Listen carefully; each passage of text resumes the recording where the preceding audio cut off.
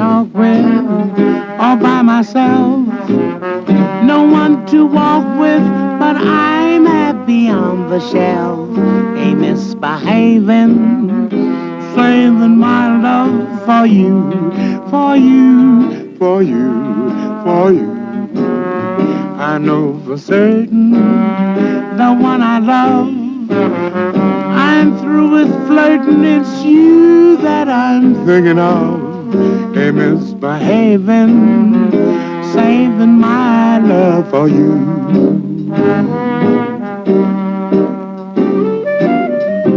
Like Jack Horner in the corner, don't go nowhere. What do I care? Your kisses are worth waiting for. Believe me, I don't stay out late, no place to go. I'm home about 8, just me and my radio. Ain't misbehaving, saving all my love for you.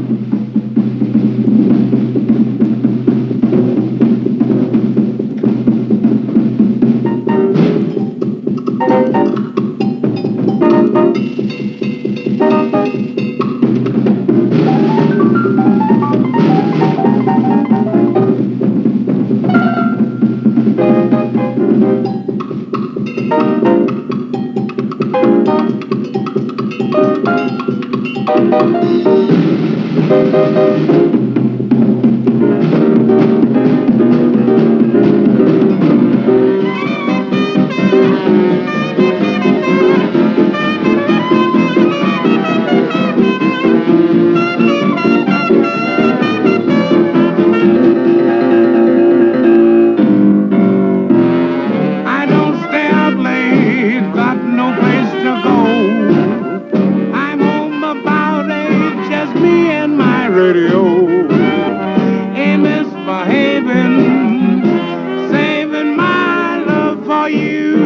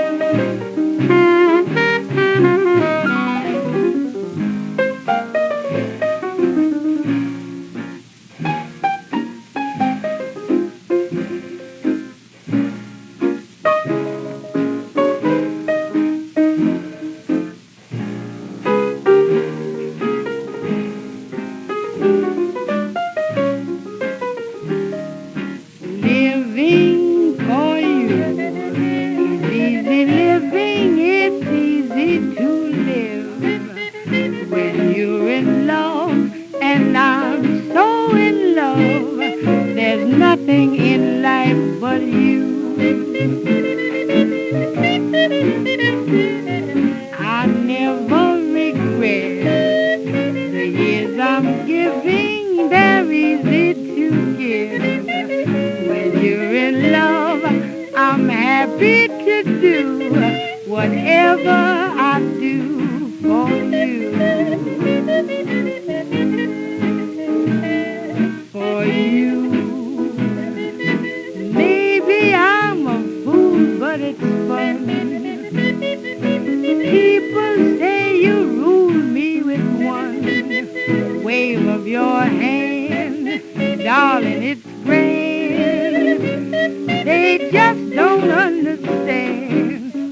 living for you. It's easy living, it's easy to live. When you're in love, and I'm so in love, there's nothing in life but you.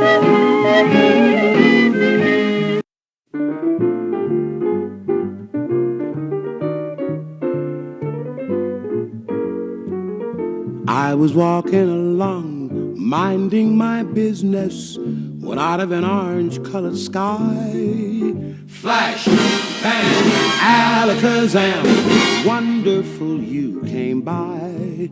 I was humming a tune, drinking in sunshine, when out of that orange-colored view, flash, bang, alakazam, I gotta look at you. One look and I yelled timber, watch out for flying glass. Cause the ceiling fell in, the bottom fell out. I went into a spin and I started to shout, I've been hit. This is it, it. I was walking along, minding my business, when love came and hit me in the eye. Flash, bam, alakazam, out of an orange-colored sky.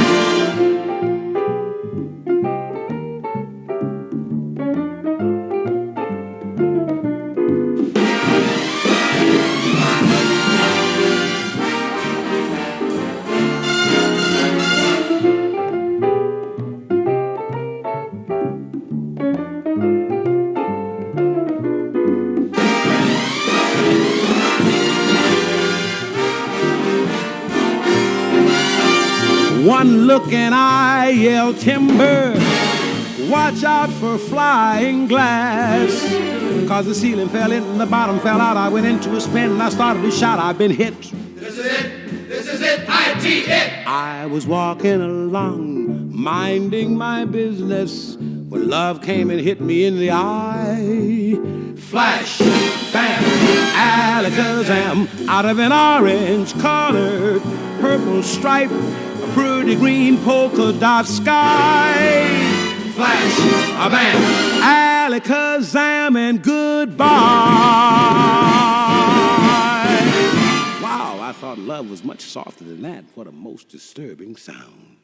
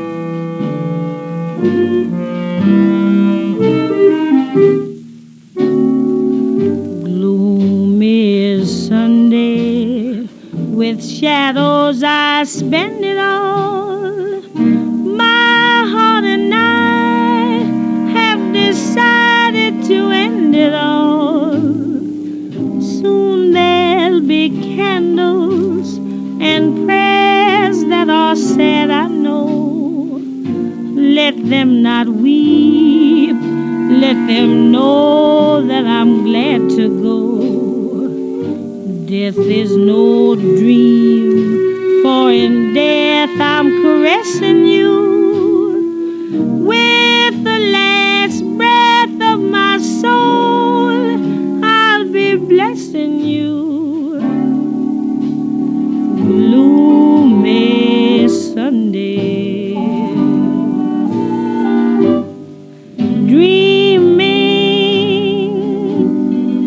I was only dreaming.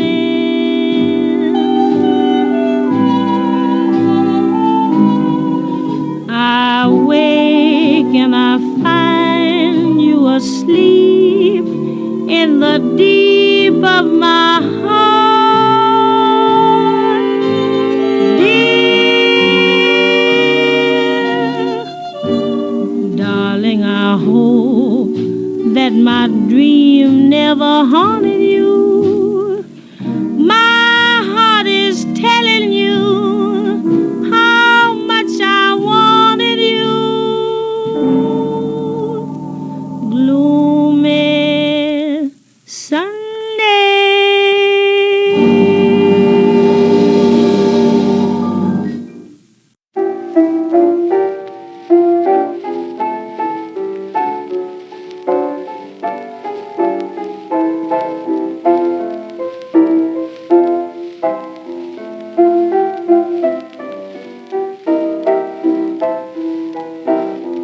I've got the blues. I feel so lonely. I'd give the world if I could only make you understand. It truly would be grand. I'm gonna tell her on my baby, asking, won't you please come home? 'Cause when you gone, I'm worried all day long.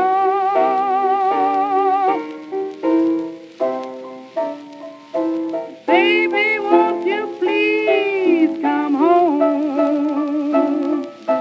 Baby, won't you please come home? I have tried in vain, nevermore to call your name. When you left, you broke my heart. That will never make us part. Every hour in the day, you will hear me say, baby, won't you please come home? I mean, baby, won't you please come home? Baby, won't you please come home? 'Cause your mama's all alone. I have tried in vain, nevermore to call your name.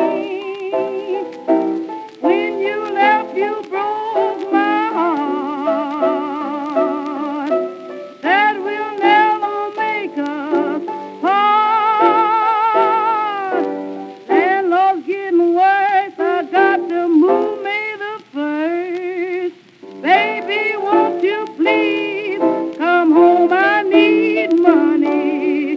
Baby, won't you please come home?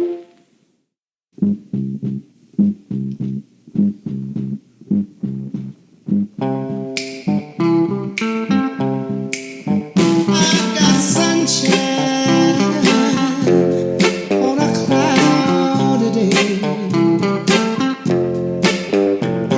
When it's cold outside, I've got the month of May. I guess you say, what can make me feel this way, my girl, my girl, talking about my girl, my girl. I've got so much honey, the bees into me. I've got a sweeter song than the birds in the trees.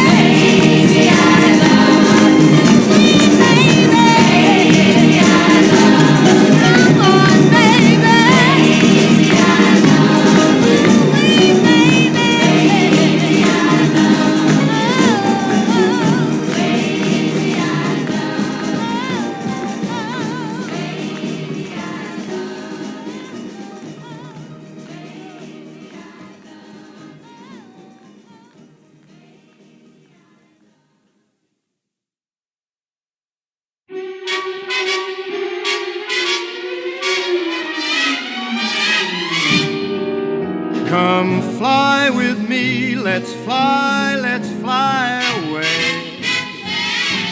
If you can use some exotic booze, there's a bar in far Bombay. Come fly with me, let's fly away. Come fly with me, let's float down to Peru. In Llama Land, there's a one-man band, and he'll toot his flute for you. Come fly with me, let's take off in the blue. Once I get you up there where the air is rarefied, we'll just glide starry-eyed. Once I get you up there, I'll be holding you so near. You may hear angels cheer, 'cause we're together. Weather-wise, it's such a lovely day. Just say the words and we'll beat the birds down to Acapulco Bay. It's perfect for a flying honeymoon, they say. Come fly with me, let's fly away.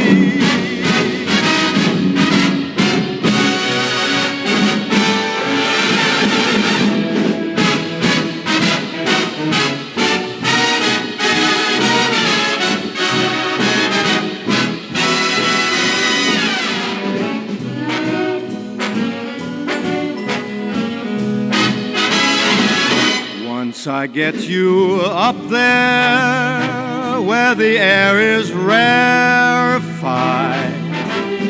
we'll just glide starry-eyed. Once I get you up there, I'll be holding you so near. You may hear angels cheer, 'cause we're together. Weather-wise, it's such a lovely day. You just say the words and we'll beat the birds down to Acapulco Bay. It's perfect for a flying honeymoon, they say.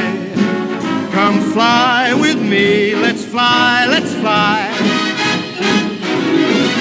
Pack up, let's fly away.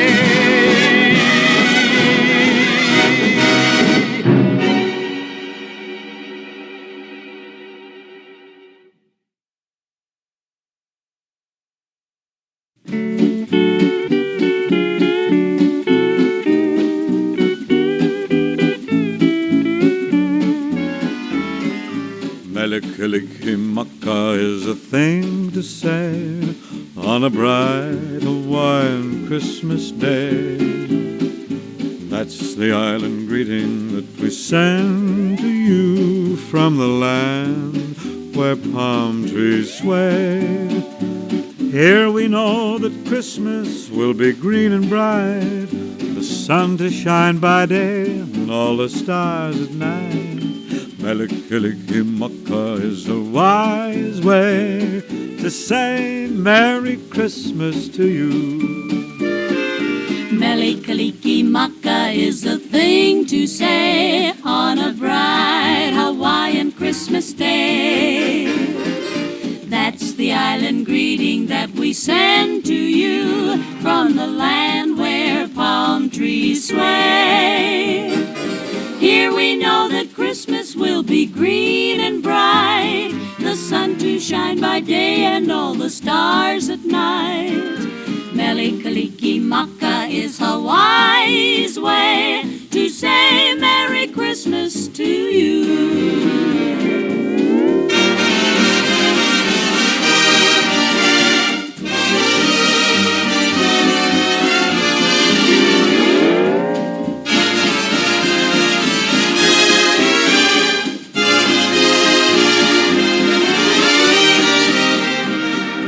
Here we know that Christmas will be green and bright, sun to shine by day and all the stars at night. Melikilikimaka is a wise way To say Merry Christmas to you.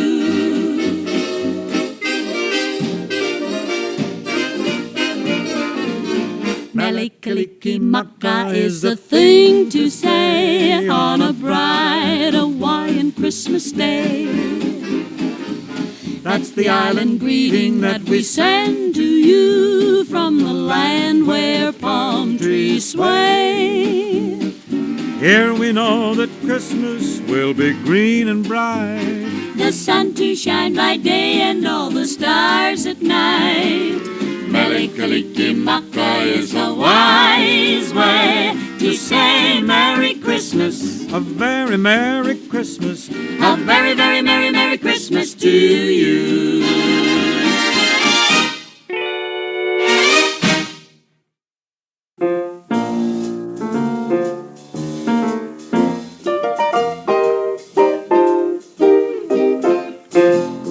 Say it's only a paper moon sailing over a cardboard sea, but it wouldn't be make-believe if you believed in me. Yes, it's only a canvas sky hanging over a muslin tree, but it wouldn't be make-believe if you believed in me. Without your love, it's a honky-tonk parade. Without your love, it's a melody played in a penny arcade. It's a Barnum and Bailey world, just as phony as it can be. But it wouldn't be make-believe if you believed in me. Say it's only a paper moon sailing over a cardboard sea, but it wouldn't be make-believe if you believed in me. Yes, it's only a canvas sky hanging over a muslin tree, but it wouldn't be make-believe if you believed in me. Without your love, It's a honky-tonk parade.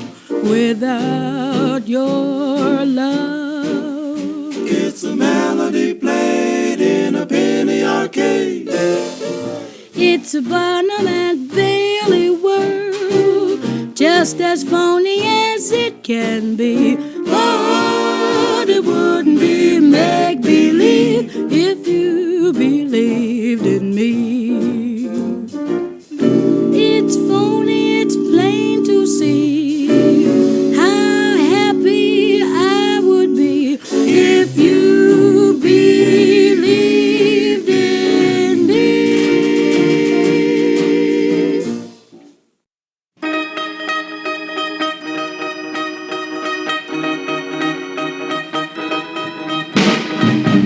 Set me free, why don't you play?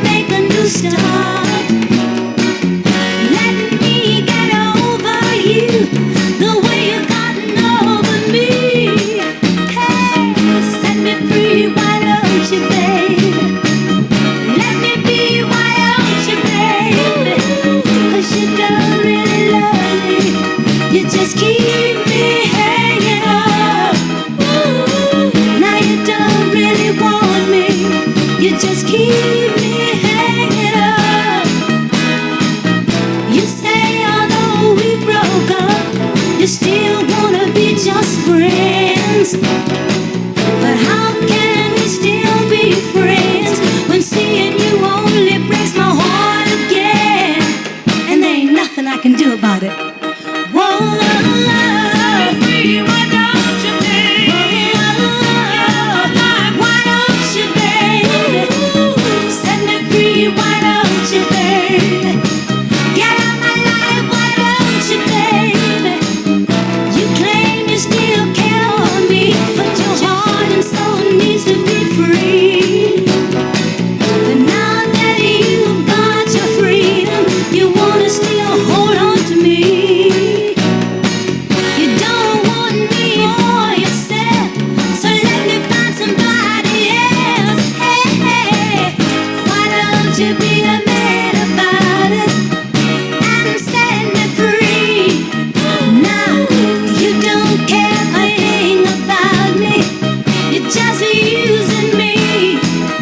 Go on, get out of my life and let me sleep at night. Please, 'cause you don't really love me, you just keep me.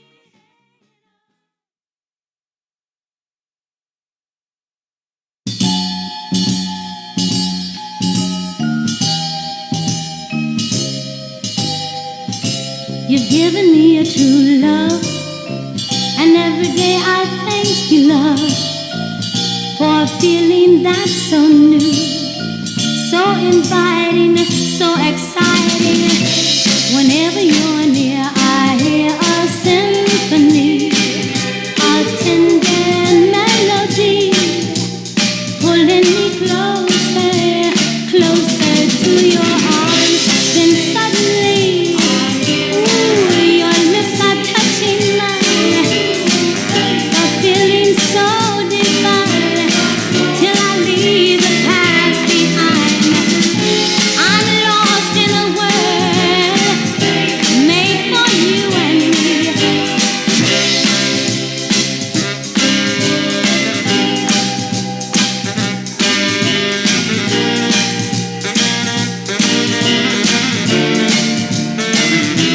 Whenever you're near, I hear a symphony play sweet and tenderly. Every time your lips meet mine, now baby, baby, baby, you bring much joy within. Don't let this feeling end.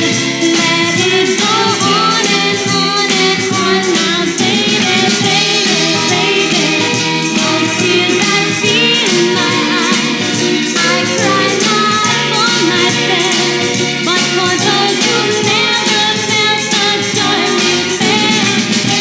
Whenever you're near, each time you speak to me, I hear a tender rhapsody of love. Now baby, baby, as you stand holding me, whispering how much you care, a thousand violins feel the air. Now baby, baby, don't let this moment end. Keep standing close to me, ooh, so close to me, baby, baby, baby, baby. I hear a symphony, a tender melody.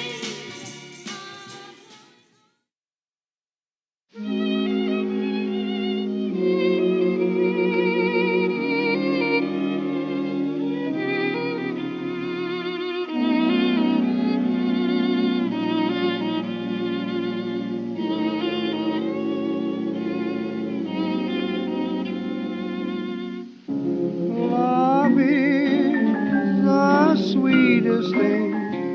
What else on earth could ever bring such happiness to everything as love knows glory?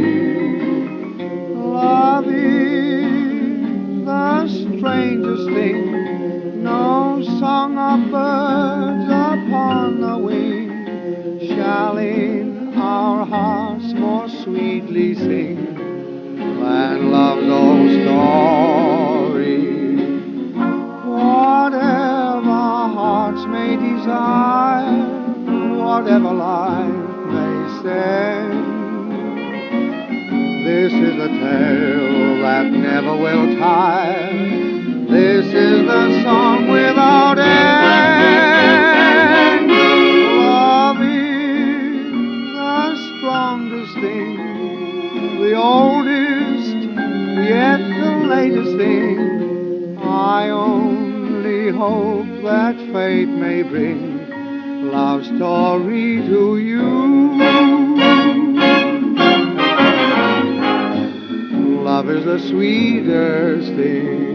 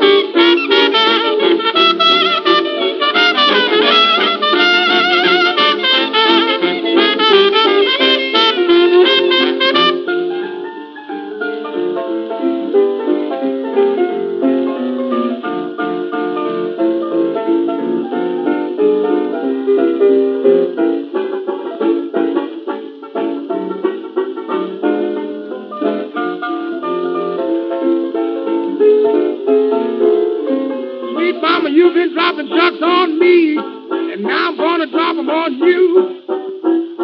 I saw you with your sweet man the other night, and I know you was untrue. I told your sweet mama way last fall that you'd come and find another mule in your stall. You've been dropping chucks on me, and now I'm gonna drop chucks on you. There's the roses all red, the violets all blue. You run here talking about I'm crooked, but what's the matter with you? You read about your papa saying that he was it. But this sweet mama I got just won't quit. You've been dropping chucks on me, and now I'm gonna throw 'em on you.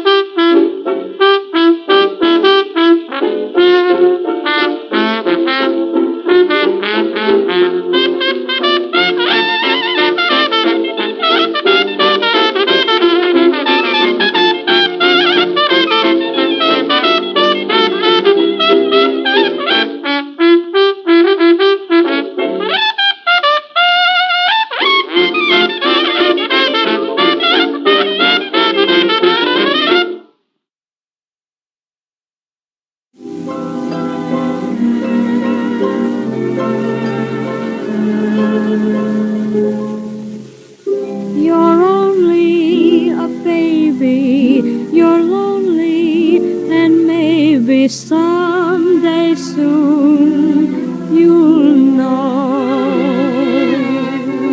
With fate, it's no use competing. Youth is so terribly fleeting. By dancing much faster, you're chancing disaster. Time alone will show. Poor little rich girl, you're a bewitched girl. Better beware, better take care. Laughing at danger, true love a stranger. Better take care, better beware. The life you lead sets all your nerves a jangle.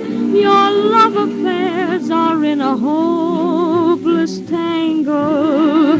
Though you're a child, dear, your life's a wild typhoon.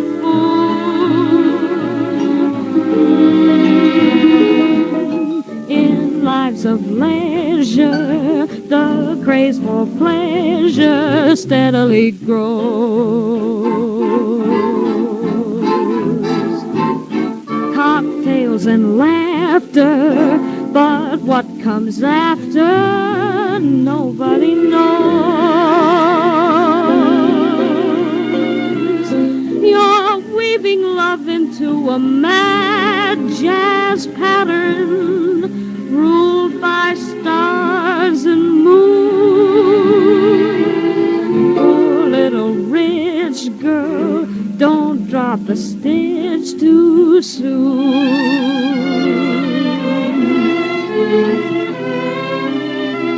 You're weaving love into a mad jazz pattern, ruled by stars and moon.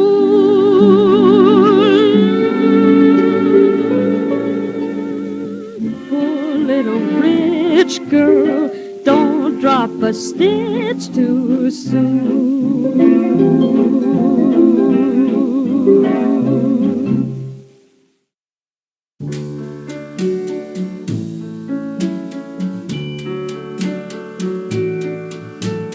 Wise men say only fools rush in, but I can't help falling in love with you. Shall stay? Would it be a sin if I can't help falling in love with you? Like a river flows surely to the sea, darling, so it goes. Some things are meant to be. Take my hand, take my whole life too, for I can't help falling in love with you. Like a river flows surely to the sea, darling, so it goes. Some things are meant to be. Take my my whole life too, for I can't help falling in love with you, for I can't help falling in love with you.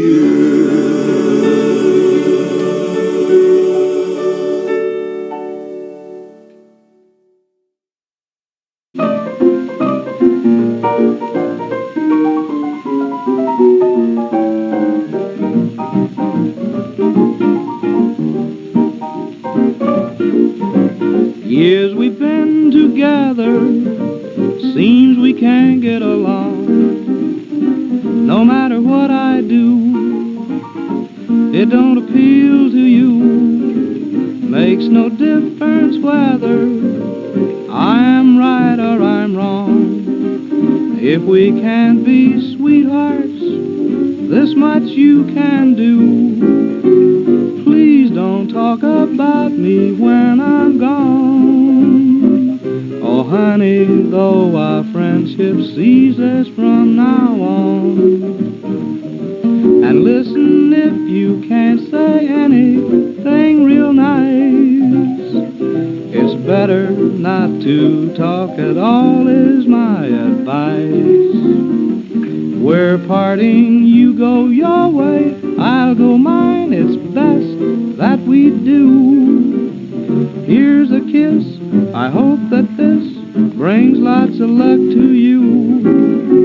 Makes no difference how I carry on.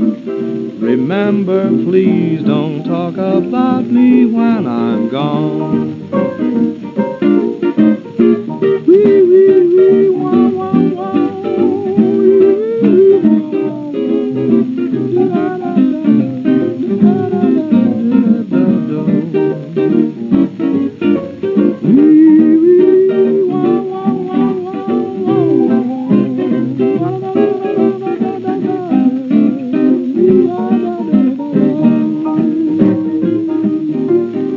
Now you go your way and I'll go mine. It's best that we do. Here's a kiss. I hope that this brings lots of luck to you. Makes no difference how I carry on. Remember, please don't talk. Don't you talk about me when I'm gone.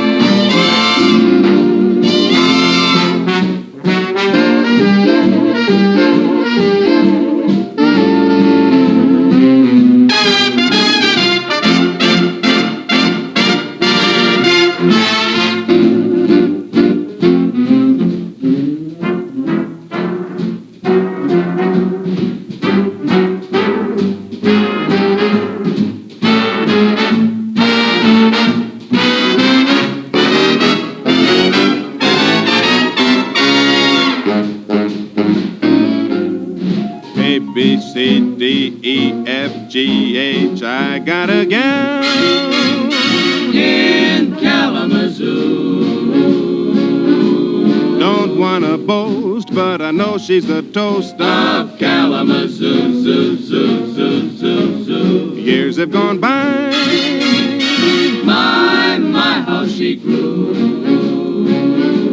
I liked her looks when I carried her books In Kalamazoo, zoo, zoo, zoo, zoo. I'm gonna send a wire, hopping on a Leaving today.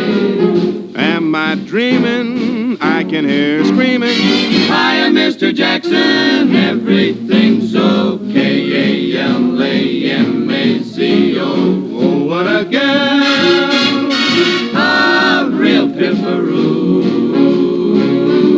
I'll make my bed for that freckle-faced kid I'm hurrying to. I'm going to Michigan to see the sweetest girl In Kalamazoo. Zoo, zoo, zoo, Kalamazoo.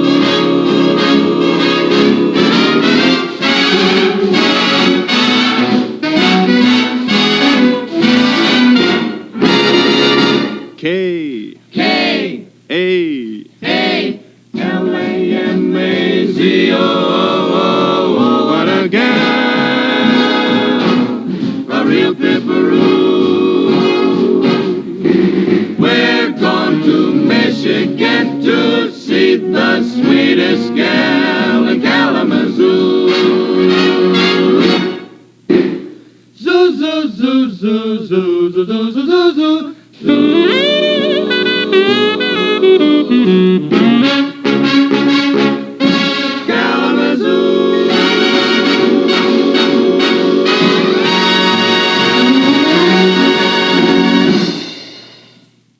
Well, I got a woman way over town that's good to me.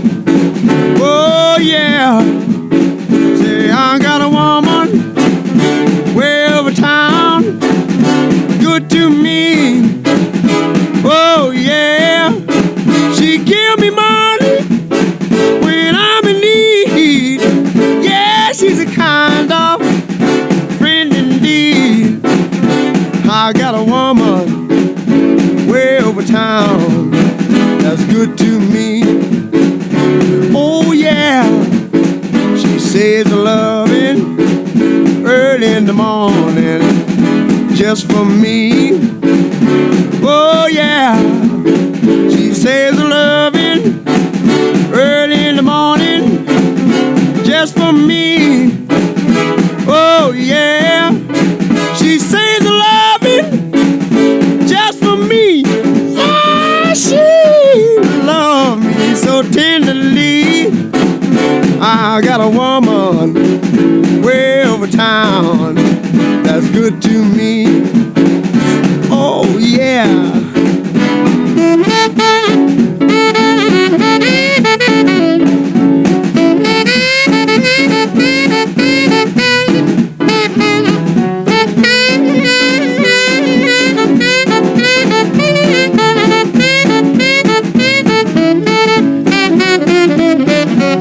She's there to love me both day and night. Never grumbles or fusses, always treats me right. Never running in the streets and leaving me alone. She knows a woman's place is right there now in her home. I got a woman way over town that's good to me. Oh yeah. Say, I got a woman way over town that's good to me. Oh, yeah. Oh, she's my baby.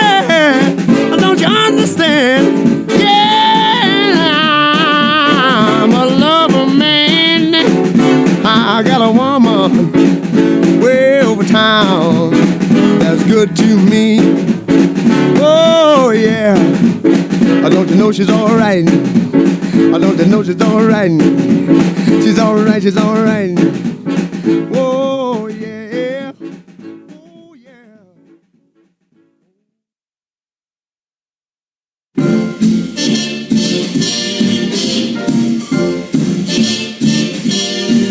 Somewhere beyond the sea, somewhere waiting for me,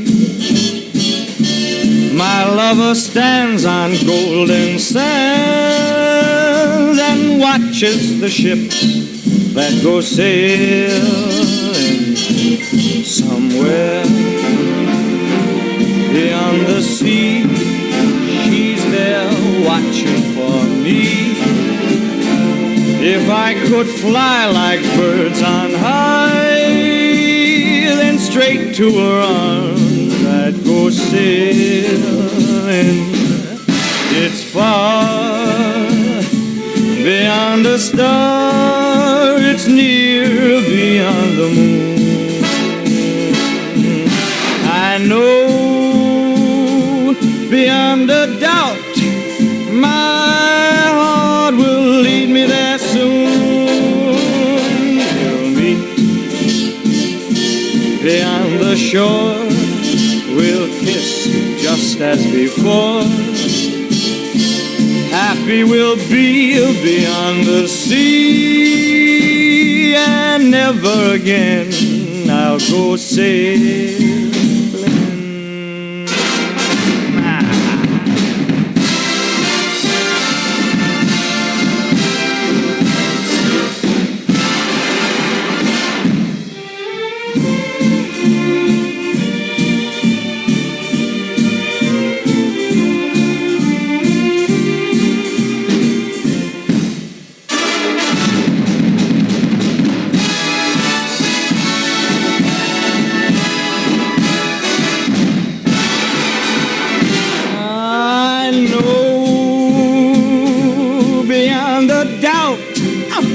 My heart will lead me there soon. We'll meet, I know we'll meet beyond the shore. We'll kiss just as before. Happy we'll be beyond the sea, and never again I'll go sailing.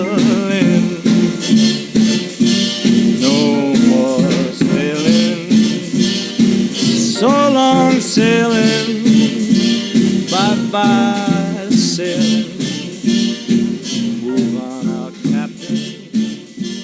So long and soon.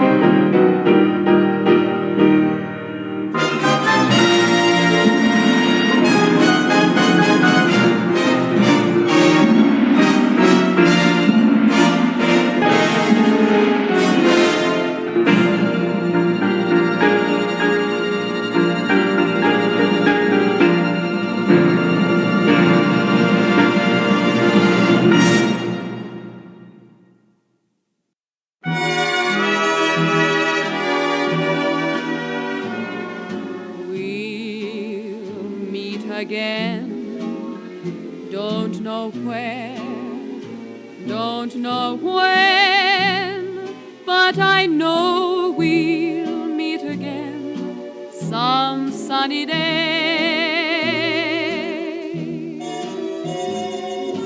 Keep smiling through, just like you always do, till the blue skies drive the dark clouds far away. So will you please say hello to the folks that I know? Tell them I won't be long. They'll be happy to know that as you saw me go, I was singing this song. We'll meet again, don't know where, don't know when, but I know we'll meet again some sunny day. We'll meet again, don't know where, don't know when, but I know we'll meet again some sunny day.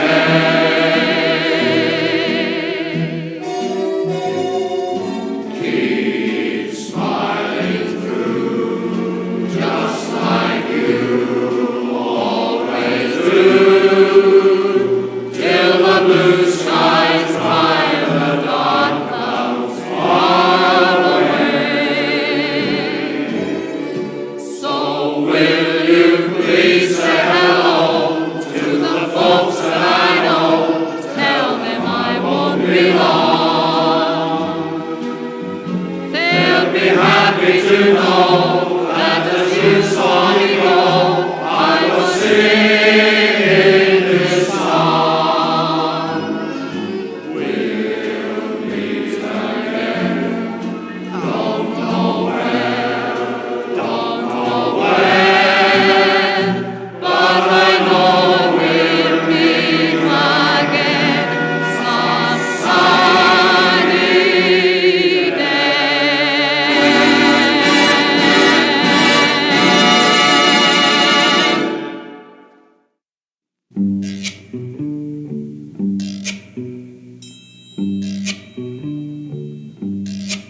Oh, when the sun beats down and burns the tar up on the roof, and your shoes get so hot you wish your tired feet were fireproof.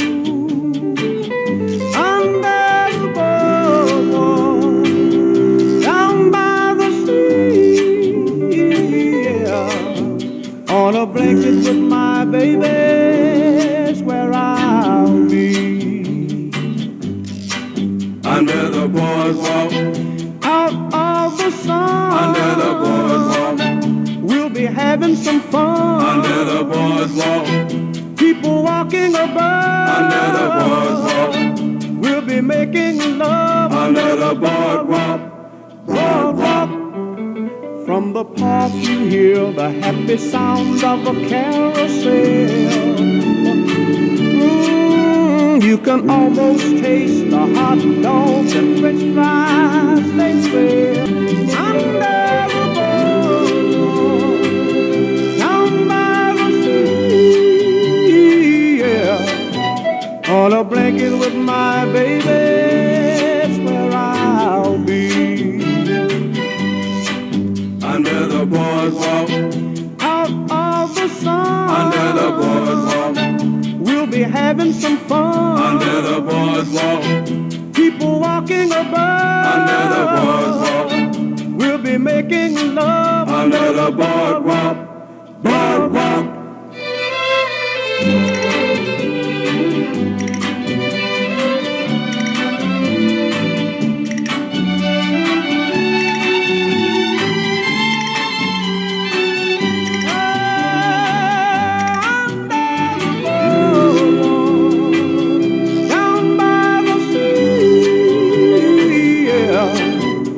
on a blanket with my baby, that's where I'll be.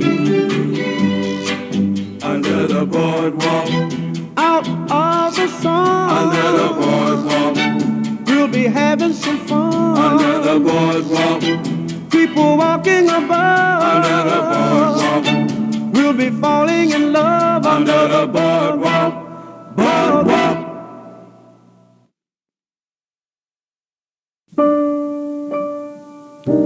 Autumn in New York, why does it seem so inviting?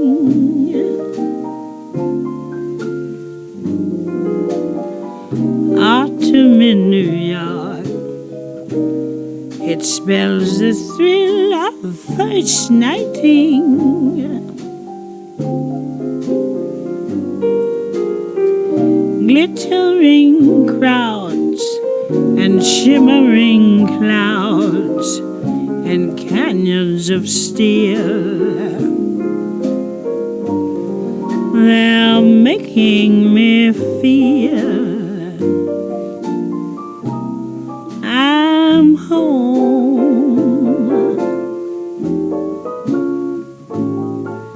It's autumn in New York that brings the promise of new love.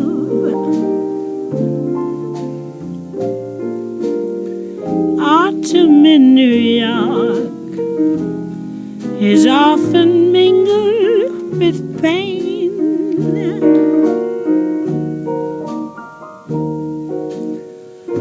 Dreamers with empty hands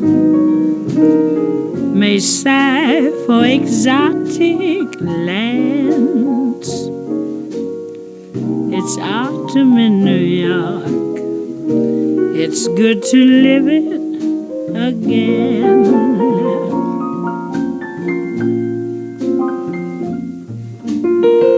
Autumn in New York, the gleaming rooftops at sundown.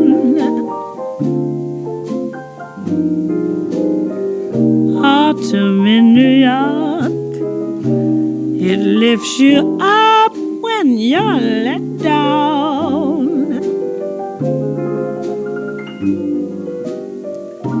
Jaded Rouet and gay divorcee who lunch at the Ritz will tell you that it's divine.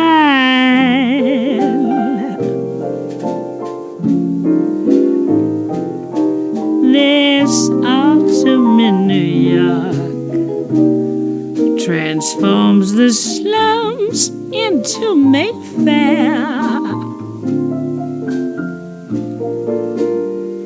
Autumn in New York, you'll need no castle in Spain.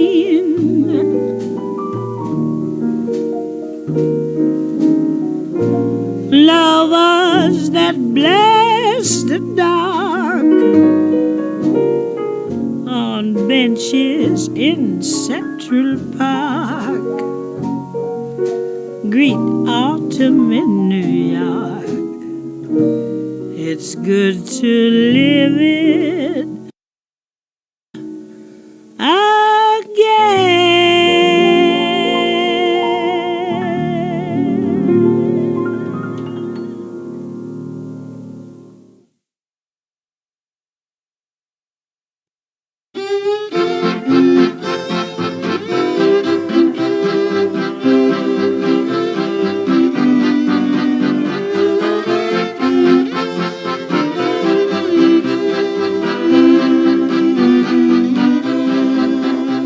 I'm back in the saddle again, out where a friend is a friend, where the longhorn cattle feed on the lowly Jimson wheat.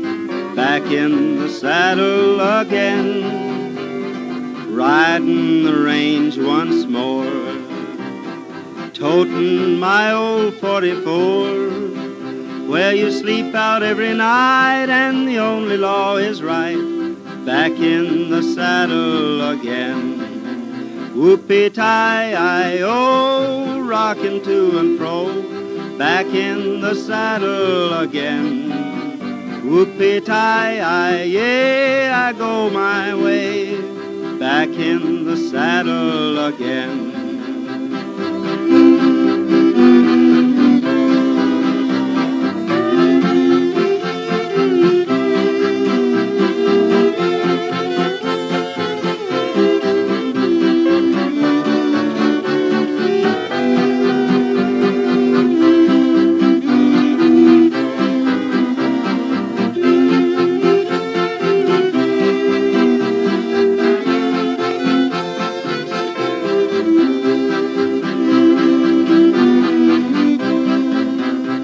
I'm back in the saddle again, out where a friend is a friend, where the longhorn cattle feed on the lonely Jimson weed. Back in the saddle again, riding the range once more, toting my old 44, where you sleep out every night and the only law is right. Back in the saddle again. Whoopee-tie-I-O, rocking to and fro. Back in the saddle again. Whoopee-tie-I, yeah, I go my way. Back in the saddle again.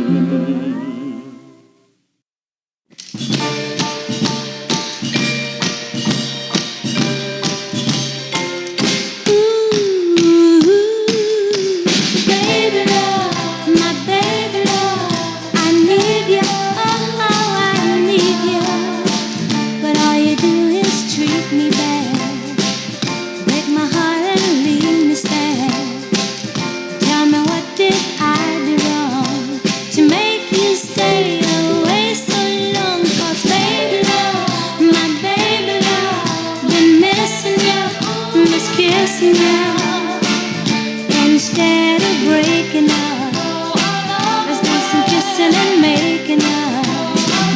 Don't throw our love away. In my arms now, don't you stay. Need ya, need ya. Baby love, ooh, baby love.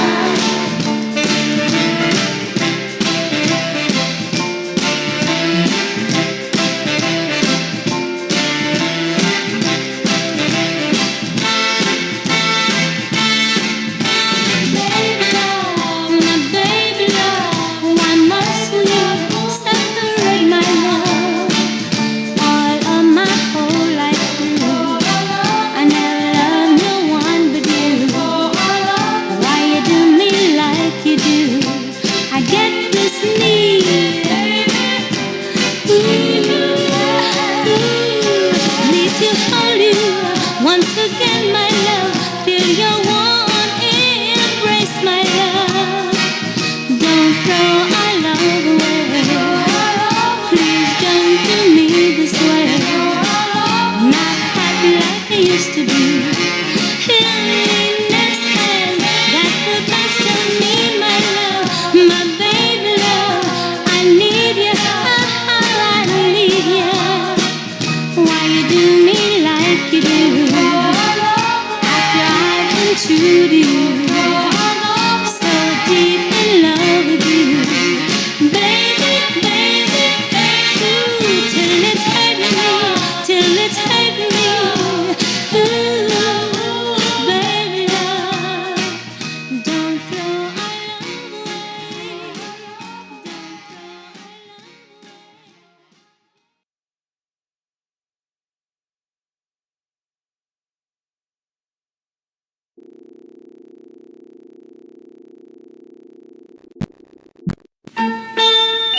Remember, you heard it, probably danced to it a long time ago.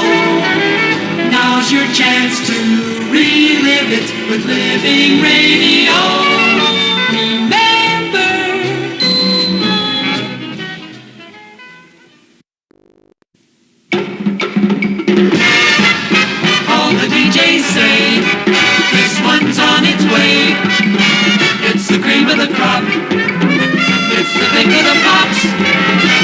Here's tomorrow's top tune today.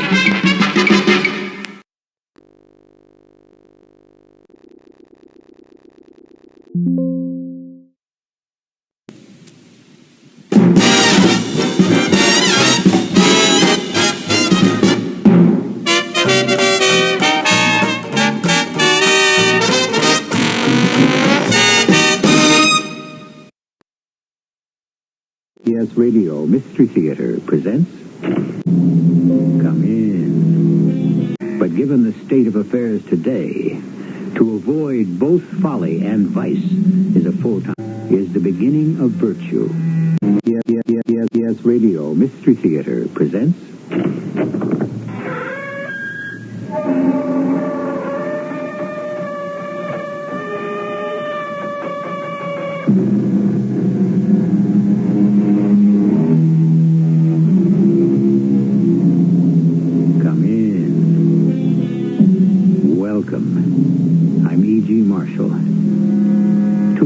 vice is the beginning of virtue, and to rid oneself of folly is the beginning of wisdom. Yes, but given the state of affairs today, to avoid both folly and vice is a full-time job, and we are left with little energy or leisure for anything else. I wouldn't dream of it. Come on, Carter. It's completely against every moral principle. What's so terrible about it? I have my own sense of values. I don't care to discuss it any further. You ever get headaches, Carter? Yes, I suppose I do, sometimes. You want to know why? It's because your halo is on too tight.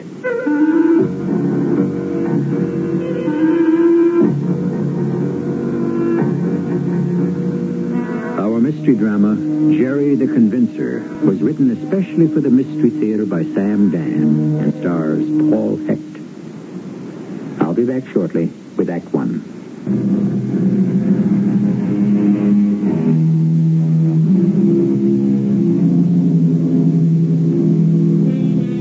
There is no vice so simple, but assumes some mark of virtue on its outward parts. When Mr. Shakespeare wrote that line, did he even dream that almost 500 years later it would become the theme of a permissive and self-indulgent society? Probably. Some things never change. Officer Bernie Talon's patrol car is obscured by a clump of trees near the side of the road. You could say it's a speed trap, but then, if you're obeying the law, why should it matter? Well, Bernie, my boy, leave us find out where he's off to.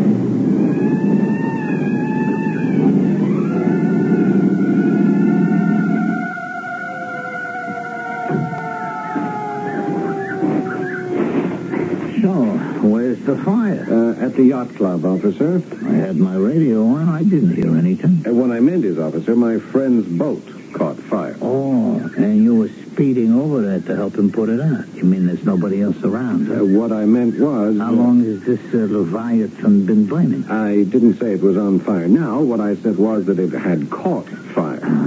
That gives you the right to break the speed laws, huh? No, it doesn't. Well, what does, then? The fact that you're driving this fancy imported sports job? Officer, are you going to give me a ticket just because I'm driving an expensive car? Well, I could say I'm giving you a ticket because you ought to know better. I could say I'm giving you a ticket because there's an energy crisis and you're wasting gasoline. I could say I'm giving you a ticket because guys like you, who seems to be well off and well educated, should set an example for other people. I could say all that. But the fact is, you're getting a ticket because you were doing 95 in a 50-mile zone. So give me a license and registration. Stu, tell me what happened. First, tell me what you're going to have. I came as quickly as I could. How about the usual, Sarah Jean, club special for Mr. Ellsworth and a little reinforcement for me? Carter, what bitches? Oh, no, it's just a minor thing compared with what happened to you today. Now, how did the boat... Oh, let's get your minor little thing out of the way first. No, it's not even worth talking about. was in such a rush to get down here, I got a ticket. Oh, is that all? Let me have it. No, what for? I'll get it fixed for you. No, I'd rather not. Why? I don't think I'd feel comfortable about it. Don't be silly. No, look, forget it. I can't. I feel responsible. Look, it's nothing. It'll cost you a $50 fine. I did break the law. Give me the ticket, then donate the 50 to your favorite charity. Well, I've never done a thing like this before. Yeah, it's always the first time for everything. Hand it over. You know, I think I will. And you know why? That cop, the one who gave it to me. Oh yeah, Officer Bernard J. Talon. You'd think I was a criminal. I mean, you know how some cops can be arrogant and condescending? Here's your club special, Mr. Ellsworth. I mean, I tell you, Stu, I could have killed him. And yours was on the rocks, Mr. Nelson? Yeah. You know, I was so angry. You know how you get. I mean, if I had a gun, I would have shot Officer Bernard J. Talon. Oh, you kidding, Mr. Ellsworth? Fellow like you? You can never shoot anybody. Oh, don't be too sure of that, Sarah Jean. You should hear how he talks about you sometimes when the service is slow. You gentlemen want to order lunch now? No, why don't you come back in a little while? Okay. Well, tell me about the Lorelei. Ah, the Lorelei. She's gone, Carter. Gone. I mean, it was over in 10 minutes. Burned right down to the water line and sunk. But how? I had this guy working on the engines, you know. He must have been smoking. Swears he wasn't. But, well, what are you going to do? Fortunately, I'm fully insured. Yeah, but even so, I know how you felt about it. Let's not even talk about it. Look, I need your help. You got it. I'll have to borrow your boat. Sure, you got her. I mean, nobody can handle her like you can, so I'll need you, too. Well, you got me. Tomorrow night? Yeah, Millie's on the West Coast visiting her mother. I'm free. You want to go fishing? This is business. Oh, business? You know, actually, for this kind of work, your Xanadu is better than my Lorelei would have been. I mean, she's bigger, faster. What kind of work are you talking about? We're going about 25 miles due east of Dutchman's Cove. Why? We're going to rendezvous with, I think he said it was a 4-masted schooner. We'll pick up 5,000 pounds, a little more, a little less, of pot. Then we bring it back. What are we going to pick up? Pot. Grass. How, Mama? What's in a name? Stu, I don't think this is very funny. For 3 hours of nice, light, easy work, we each collect $25,000. It's against the law. The law is a joke. Nobody obeys it. Not even you when you and I were roommates at States. Didn't we smoke pot? Yeah, well, we were trying our wings, I guess. Well, it was like the old gent telling me about Prohibition. Who paid any attention to it? No, look, suppose we drop it. Carter, come on. You know something? You know you're getting fat? You must have put on 15 pounds at least since college. You know why? Because you don't do anything that's really exciting. You mean you've already done this kind of thing? Once. Last July. Stu! Listen, it puts a little spice in your life. A little action. I mean, is it enough for you to sit around all day and figure out how to sell housewives that slop to clean their rugs? It's to dye their hair. Well, whatever. It's $25,000. I don't need it. Everybody needs $25,000. You going to be in your office later? I want to send Jerry around to see you. Who's Jerry? Jerry the Convincer. Don't waste his time, your time, and my time. Carter, as a courtesy to me... And another thing, give me back that traffic ticket. Do you ever get headaches, Carter? Well, I suppose I do. Sometimes. You want to know why? It's because your halo is on too tight. Continuing the media report, research in our top 7 markets demonstrates that 25,000 women between the ages of... Why did I just say that? Research in our top 7 markets demonstrates that 25,000 women between the ages of... Where on earth did I get that figure? 25,000. Carter Ellsworth? How did you get in here? Getting in, getting out. That's one of the tricks of the trade. Well, who are you? You know who I am. You've been waiting for me to lay out the deal. I'm Jerry, one of the semi-mains in the outfit. The what? I report to the mains, you know. So, it's all set. 25 big ones. Thanks. No. Look, I don't want to become involved. What's involved? It's sail the boat out, pick up the grass, sail her back, dump it out. Hello and goodbye. I have no desire... I know what you're going to say. They all say it. You have no desire to embark upon the pathway to crime. And the mains, they don't want you to either. What mains? The mains. They need a nice, refined, law-abiding citizen element like yourself, working this end of the deal. One-shot operation, maybe once a year, understand? You got yourself a pretty little annuity working there. Yes, but there are the authorities. Of course, and they've been taken care of. What do you mean, taken care The of? fix, it's in. Now, look, I don't know if... You know. You know. And if you're worried about the stipend, why, it's the policy of domains to pay in advance. I have a little envelope here with 250 crisp $100 bills. Why don't you count? No, I didn't say I was going to... I'll just leave it here on your desk. No, please, You've don't... got to look at the merchandise. Feel it. I would rather not. Nobody's twisting your arm. Domains don't operate in that fashion. Now, if this is truly against your morals, scruples, say no. And we still part friends, huh? Come on, pick it up. Put it in your pocket. See you tonight. And we chalk up another for Jerry the Convincer.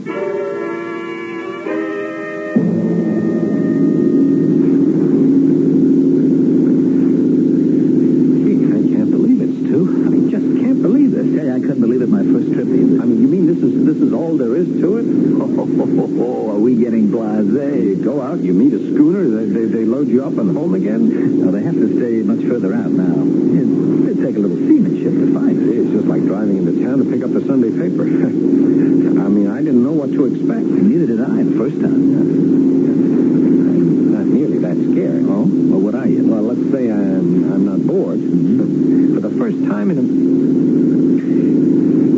Stu, you know something? This is really why I did it. Okay, the money, sure. I got some very special plans for it, but, well, it's hard to explain. I know what you mean. I feel, I hate to use the word, but I feel exhilarated. I mean, it's more than that. I'm younger. I'm alive. Sure. Yeah, so what does it say about the kind of life I've been leading? Oh, you going to get philosophic on me again, Carter? Yes, this is wrong. I mean, we know that. All right, but it's not really very wrong. I mean, you want some philosophy? Listen to this. There is neither black nor white, only varying shades of gray. That's the only thing I remember from my philosophy courses at college. Yeah. Here was Jerry. He's below, fast asleep. Asleep? This is all stuffed in. But nothing's going to happen. I mean, it's a milk run from here to Dutchman's Cove. Yeah, well, that bothers me. Why should anything bother you? Why Dutchman's Cove? Because it's a great little inlet. You come right up against the shore. But it's less than a quarter mile from the state highway. Will you relax? Like Jerry said, the mains have everything fixed. Not an hour to go yet. I think I'm going to grab a little snooze myself.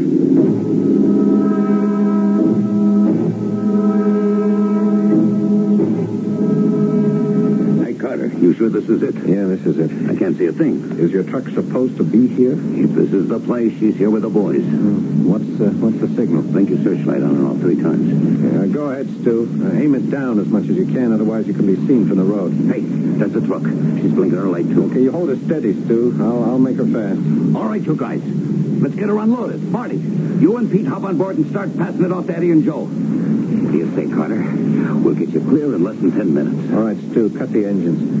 Okay, guys, move it. Move it along. Hey, what's that? What's what, Captain? Listen. Sounds like a car. Okay, it's a car. Probably a couple of kids looking for a spot to park and make out. They won't bother nobody. Hey, it's the cops. Jerry, it's a cop. So it's a cop. How can you say it like that? He's probably dropping by to see that everything's going okay. What do you say, officer? What's going on here? You know what's going on here. I asked you a question. Look, this has all been taken care of. Oh, yeah? So, you just take off, huh? What did you say? I said it for your own good, pal. You'll only be getting yourself in a jam. You're all under arrest. All right, pal. Either they forgot to tell you or you're trying to shake me down. Look, let me give you $50 and we'll call it square. Everybody, put up your hands. All right, take 100 and beat it. Now, your hands high where I can see them. I said 100, and that's the top figure, so you can call off the act. Nobody move. Look out, officer! Good thinking, Marty. The police officer, he's dead.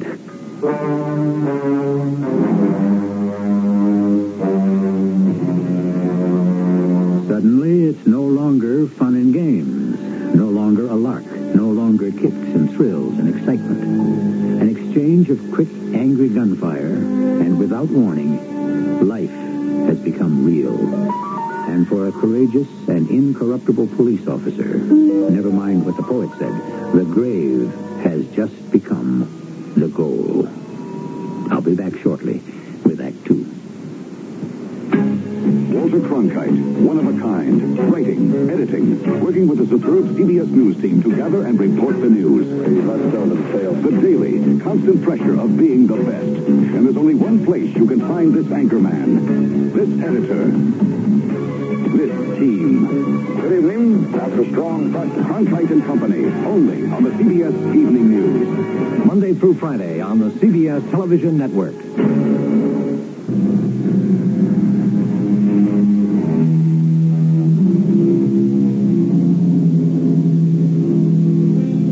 Laws, said Mr. Jonathan Swift, are like cobwebs, which may catch small flies, but let wasps and hornets break through. On this particular theme, the cobweb of law has just been pierced by the bullets of some hornets. What started out as a romp around the honeycomb has now become a bitter and deadly serious business. He's dead.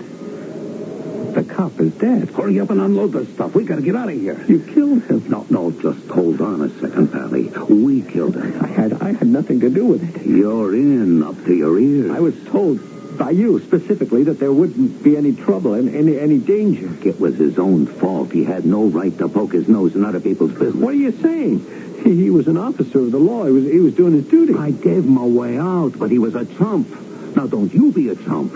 Don't you try to be a hero. But murder. All right, murder. Nobody likes murder. Do I like murder? These things happen, you know what I mean? Hey, Marty, Pete, come on. Get the last of them bales off the boat and onto the truck. Now, listen, Pally. Go home. Forget it. Forget it? What else you gonna do? Is that the last of it, Marty? Okay. Stu, get your pal here on board the boat and take him home. But what's going to happen to the police officer? How do I know? This was a cop who had to get his sooner or later. He's the kind that goes around begging for it. Just your tough luck you had to be there when nature took its course.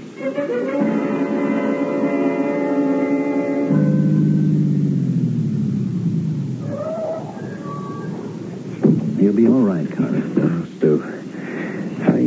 I don't think I'll ever be all right. Look, it happened.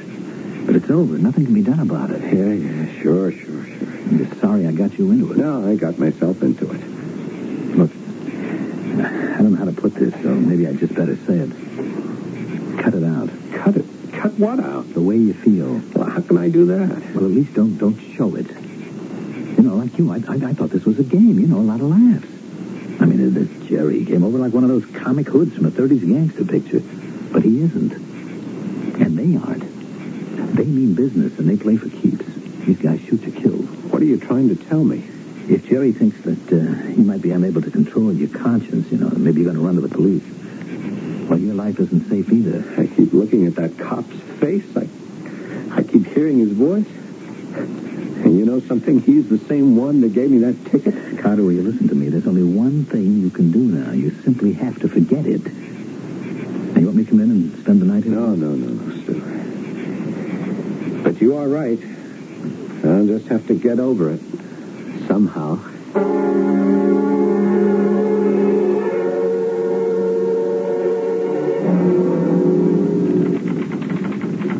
Lieutenant Paris, reporting on Talon murder. Officer Talon was killed by a bullet fired from a .38 caliber revolver. Evidently, he had exchanged shots with his assailant. 2 shells had been fired from his own gun. Nearby were tire treads of a very heavy truck. We can only assume he had interrupted a smuggling operation, most likely drugs.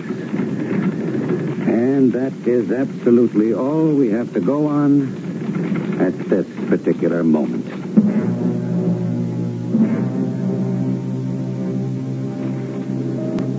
Officer Talon, who's 40 years old, leaves a wife and 3 children. Carter, will you put the paper away and forget it? Forget it. Look, we agreed that was what we would both have to do. The man had a family. Hey. Don't just say okay. Right, look, she'll get a pension. She'll be taken care of. Yeah, sure.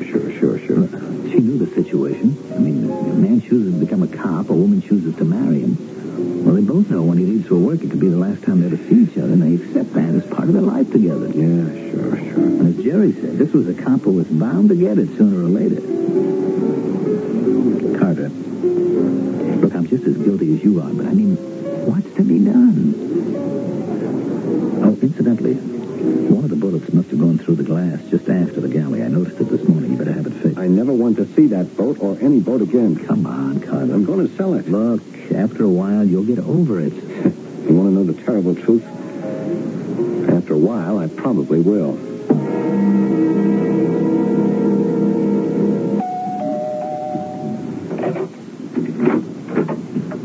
Hello, Lieutenant Paris. Hello, Trudy. May I come in? Won't you sit down, Lieutenant? Oh, thank you, Trudy. I wish I had some news for you, but we're still absolutely in the dark. Well, I have some news. Oh, that takes a terrible thing like this to show you how nice people can be. Yeah, I know.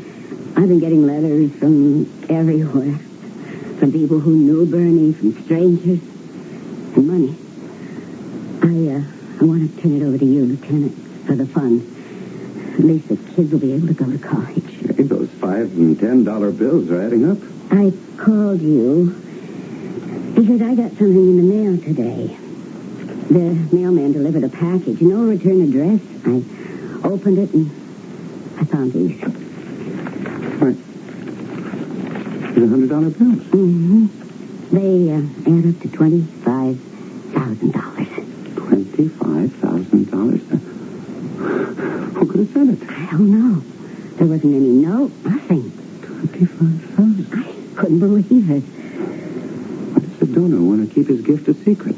There are those people who like to do these things anonymously. Whoever he or she or they are, may the good Lord bless them. You say it came in a little package, huh? Mm-hmm. What sort of package? Oh, I got it right here. You mind if I take that? I'd sort of like to keep it. Well, I'll give it back to you. All right. Why do you want it? Maybe I can trace it. How? The department has ways. Wouldn't you like to find out who this person is? So you can thank him personally?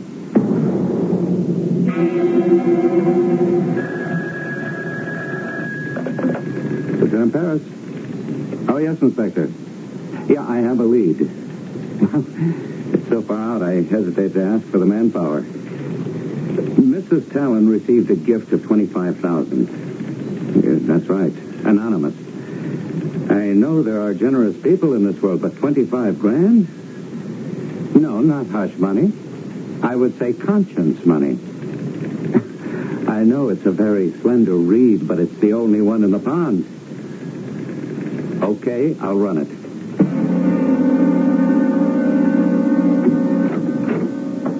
Hello, Pally. Oh, it's you. What do you want? How's Trix? I suppose everything's all right. The wife? She's still away visiting her mother on the West Coast. Yeah. I'd like to be there this time of the year. Isn't this when the swallows come back to Capistrano? I don't know. Or maybe it's when they leave. I'm not sure. Look, why do you want to see me? I came here to say congratulations. Oh, for what? You are not going to be knocked off. I don't understand. What does that mean? All the mains came in for a meet. You know what I mean? That little country tops that we had with a cop. It was gone over in detail. You had done a wrong thing. What did I do?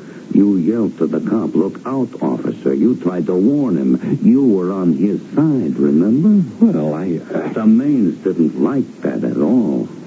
But I said, look, we are the prisoners of our own philosophy. Now, how do you like that one, huh? But I says, once it happened, it happened. What's he gonna do, run to the DA? No, he's in as deep as anybody. Now, did I say the right thing, Pally? Yeah, you said the right thing. So, there's where we are. Life goes on, right? Yep. Life goes on. And you got the 25 G's to help smooth the pathway. 25,000. I looked at the paper this morning. Nothing. I listened to the radio. Nothing. The TV, ditto. Yeah, but just suppose someone might have seen or heard. Well, somebody did. Who? The cop. And he's dead. I'm sure the police... I mean, is it possible they could find clues? What clues? Boats don't leave traces in the water. Yeah, but the truck, the police said there were tire marks. Those tires, they already been stripped off. So, how do you feel? I told you. I feel all right.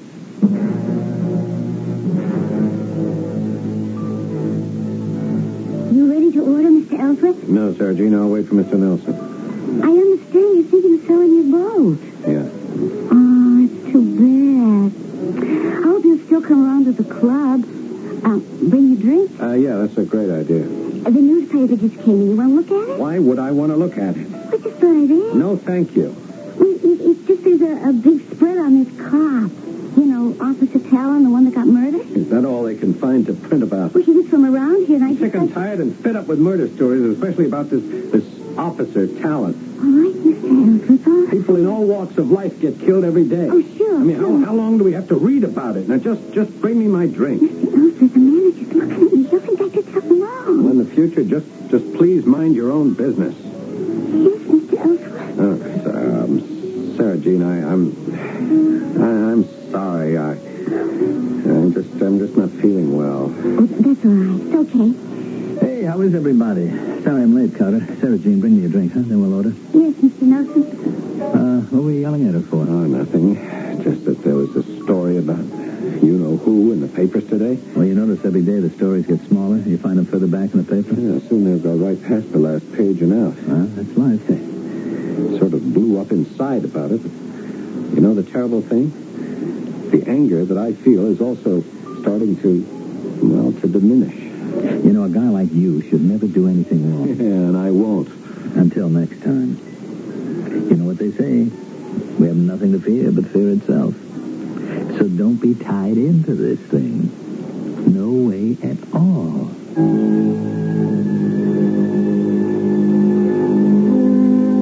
I don't know about that. These gentlemen may think they're completely in the clear. And I suppose from their point of view, there's reason for optimism. But the fact is, there are 3 leads exactly which can burst the bubble. What are they? Weren't you listening? Well, wait for Act 3, and we'll refresh your memory. I can't believe how much things we've grown. Yeah, it's really taken off as a major city. The hustle and bustle of growth, the fast pace we live in. No, there's something to be said about the old days, turn of the century. Life was less complex, simple then. Money wasn't everything. Quality was important. Oh, come on, Rich. Quality's still important. Name one company in Phoenix where quality's important. Okay, Allen Piano and Organ. Quality is very important. No, it's a tradition. I was talking to Don Myers at Allen Piano. Don Myers said the quality of Allen's product and the tradition of their sales go back to territorial days. Yeah, well, in those days, people wouldn't stand for being taken. They just wouldn't buy from anyone that did. Look, Richard, good reputation, good products, and fair prices still apply today. That's why Allen Piano is still in business. You don't want to be taken today any more than your grandfather did. And remember, Richard, the lowest price isn't always the best buy. Sometimes it can be the worst buy. You have to trust the people you buy from. I heard that Allen Piano has a beautiful brand-name piano for just $897 complete. By the people who have brought you good deals since territorial days. That's Allen Piano and Organ, 3409 West Bethany, 10 West Main Mesa.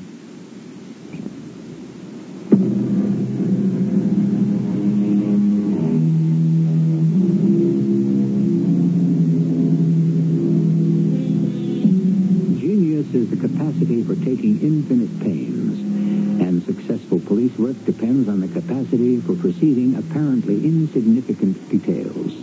That's also the story of life, which can be turned around by the accidental meeting, the overheard remark, coincidence, happenstance, circumstance. On these shifting sands does our fate usually rest. No, Inspector. That little carton is still our only lead. We're checking the box manufacturers. Are you, Lieutenant Parrish? Yes, miss. Come in and sit down. Many times, Inspector, people pick up a box like this in a supermarket or drugstore, so how could we ever hope to trace it? But it's all we got. Yeah, I'll keep trying. Now, you want to see me? They said you were in charge of the Officer Talon murder? Yeah, what's your name, please? Sarah Jean Howell. Miss Sarah Jean Howell. Your address? 918 Power Court. Court. All right, now, Miss Howell, what do you know about Officer Talon's murder? I'm not sure I know anything. But you think you do know enough to come here and talk to me, don't you? Well, now that I think about it, No, Miss Howell, it's perfectly all right. It's natural. Person thinks she knows something, then she's face to face with a police detective. She can wonder if it's really legitimate information. I understand that, and I'm just wondering if it was ever legitimate information. Well, why don't we find out? Well, now that I think about it, I'm just crazy. How many times have I said a thing like that myself? I'm sure you said it, too. Said what? Oh, just said that you feel like killing somebody. And you heard somebody say that he or she wanted to kill Officer Talon. He. Who is this person? Well, it didn't have to mean anything. You know, I'm sorry I came here. It's just got to be silly. You feel that you have to tell this to somebody. Yes, but now that I think of it again, Officer Talon was the finest type of policeman. He gave his life. Now, if you have the slightest scrap of information, you owe it to him. Okay. Because I know you'll see how silly it is. I work at the Peach Harbor Yacht Club as a waitress. Mm-hmm. But the day before the officer was killed, I heard one of my customers say, oh, gee, I don't know. Well, all right, I might as well. This customer of mine, he was mad as a boil. Why? He was mad at Officer Talon, because Talon had just given him a ticket. What did he say? He said, if I had a gun, I would have shot Officer Bernard J. Talon. Are you quoting this? Mm-hmm. That's exactly what he said. I remember, I was shocked. Because Mr. Ellsworth is usually such a nice, easygoing kind of person. Ellsworth? Mr. Carter Ellsworth. And Mr. Ellsworth said... He said this just because Officer Talon gave him a ticket? Well, I think he was mad, angry about the way the officer went about it. He said something like, you think I was a criminal. You know how some cops are, arrogant, condescending. Well, anyhow, next night, the cop was shot to death, okay? I know Mr. Ellsworth couldn't have killed him. But somebody had to do something, and then it happened. I'm crazy, huh? No, Miss Howell. You did the right thing. Mr. Ellsworth. Mr. Carter Ellsworth?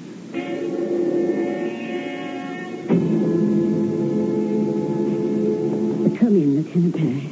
Thanks, Judy. I don't know if it is anything, but it's just that, well, for the last few weeks, there's been a car parked on the street. Oh, where, Judy? Just past the fire hydrant. Oh, yeah, I can see him. Mm-hmm. He just stayed parked there. You see that man inside? Just sits in the car. I have the feeling that he's watching the house. Why? I don't know. I'm not scared or anything. It's just that I don't understand it. Let me use your phone. Did you get a good look at this fella? Yes. Kind of handsome, youngish. I don't think he's up to anything bad. It's just, I wonder what is he doing? Jim? Lieutenant Paris. Check the computer. I want a license tag ID. In-state YUN 3536. Blue Margetta Sports Coupe. Yeah, hold on. I guess I'm still a cop's wife. I just automatically notice everything. Yes, Jim? Who? Mr. Carter Ellsworth. Uh-huh. Thanks. Trudy, the name Carter Ellsworth. You ever heard it before? Carter Ellsworth? Think. Sounds like a mountain climber or somebody who'd write a book. But it's not familiar. No. Wait, it is familiar. I wonder why. What connection? Where did I hear it? The only way that you could have heard it would have been if Bernie Bernie had happened to mention it. That's right. He did. The night before... The last night. We were sitting at dinner, and he was telling me about a ticket he'd written out to a man named Carter Ellsworth. He said, you know the types that think they own the world. I remember the name. Why? Well, maybe it's nothing.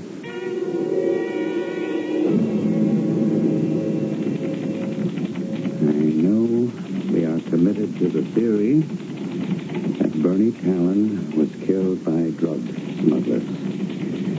However, we have here a hypothesis that he was killed by a man named Carter Ellsworth in a fit of rage because of a speeding ticket. Afterward, Ellsworth, feeling remorse, sent Bernie's widow $25,000 and comes to watch the house regularly. I am proceeding along the following line.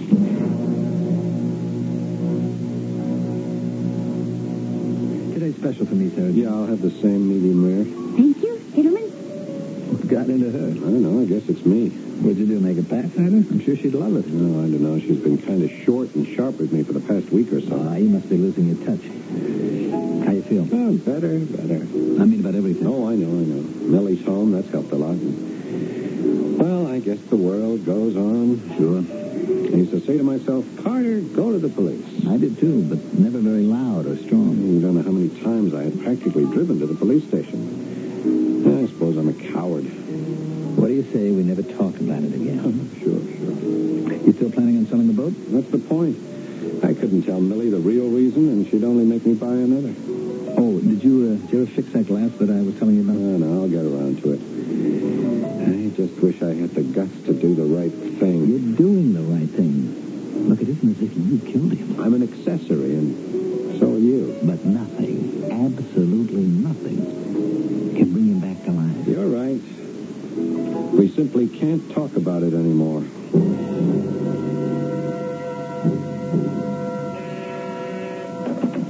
Yeah. Who? Oh, well, have him come in. Hi, Pally. Hi. What is it this time?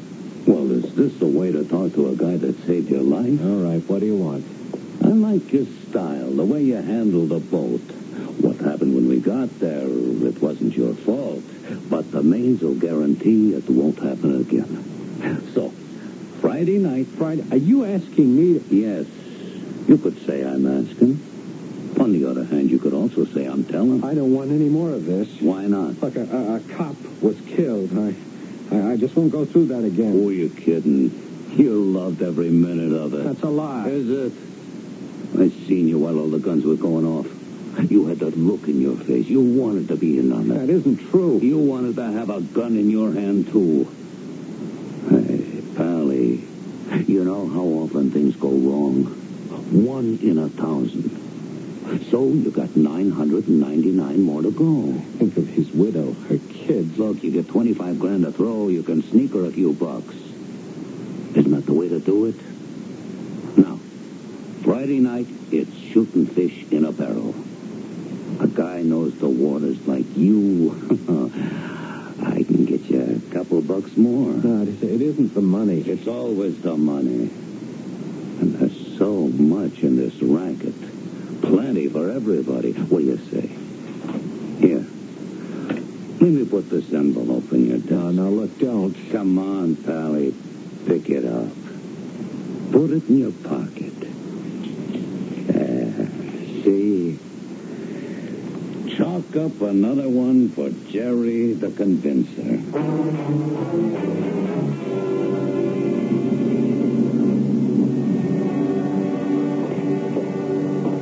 Hello, Mr. Ellsworth. Who are you? Where are you supposed to pick up your friends? What are you doing on this boat? What do you think? We're waiting for you. We? Oh, yes, there are 3 police detectives down below. Police? I'm Lieutenant Paris. But what do you want with me? I'm taking a chance on blowing the whole case. But I want to give you a break. I still don't know what you're saying. We could have had the Coast Guard follow you and grab you and your friends in the act. Then you'd get the whole book thrown at you. But since I know you didn't kill Officer Talon, since you're more weak and confused than anything else, I'll go easy on you. You have no right. Now, you got yourself involved in this smuggling deal. A quick, easy buck. $25,000 to be exact. But how did I know? Actually, you were being paid sweatshop wages. The going rate for what you're doing is at least twice that. Then you sent the money to Mrs. Talon. Nobody knows that. It was your conscience. But you made a mistake. You work for this beauty products outfit. Hair dyes, cosmetics. You used a little box from the company stockroom to send the money to Mrs. Talon. Anybody could get hold of such a box. Sure. But we're building it up. Now, you were seen hanging around Mrs. Talon's house. Why? I go for rides sometimes, and I just park any place. It was your conscience. Still building. You used this boat the night Talon was killed. He surprised you in the act. There was a gunfight. One of the bullets broke this window or porthole, whatever it is. No, it was an accident here on the dock. And the bullet went right into this upholstered part of the wall, or is it a bulkhead? It was pretty well preserved. And ballistics has determined that it was fired by Officer Talon's gun. Well? Look, Lieutenant... Look, it's all circumstantial. I don't know how a jury would look at it. I have the right to talk to a lawyer. Sure. But you're not under arrest yet. Look, Mr. Ellsworth, you wanted to get caught. That's why you gave Mrs. Talon the money. Used a box from your own company, never fixed the glass, never looked for the bullet hole. I don't know what I want. Sure you do. You want some peace of mind. You want that more than anything else in the world. Let me help you. Help me? You're the kind of guy who can't help himself. It's not your fault. You just don't fit in. You want excitement, but you don't know how to do it legitimately. You're even going out again tonight. You're getting in deeper and deeper. Is that what you want? No. Then this is your chance, your only chance. Work with us. We'll get you out. All the way out. Now, what do you say? Well? What took you so long to find me?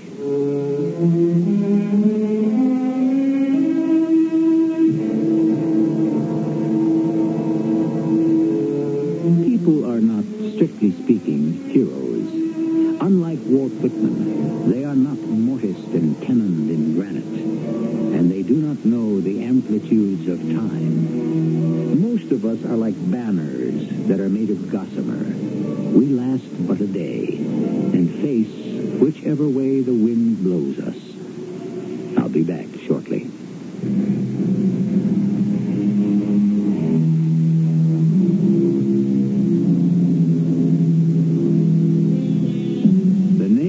Story is Jerry the Convincer. And why? Most of us can be had. Most of us are vulnerable to seduction, to fear, to greed. Most of us have to be won over. Carter Ellsworth needed a Jerry to convince him. Who or what is required to convince you? Our cast included Paul Hecht, Mandel Kramer, Ray Owens, and Evie Juster. The entire production was under the direction of Hyman Brown. Mrs. E.G. Marshall inviting you to return to our Mystery Theater for another adventure in the macabre. Until next time, pleasant dreams.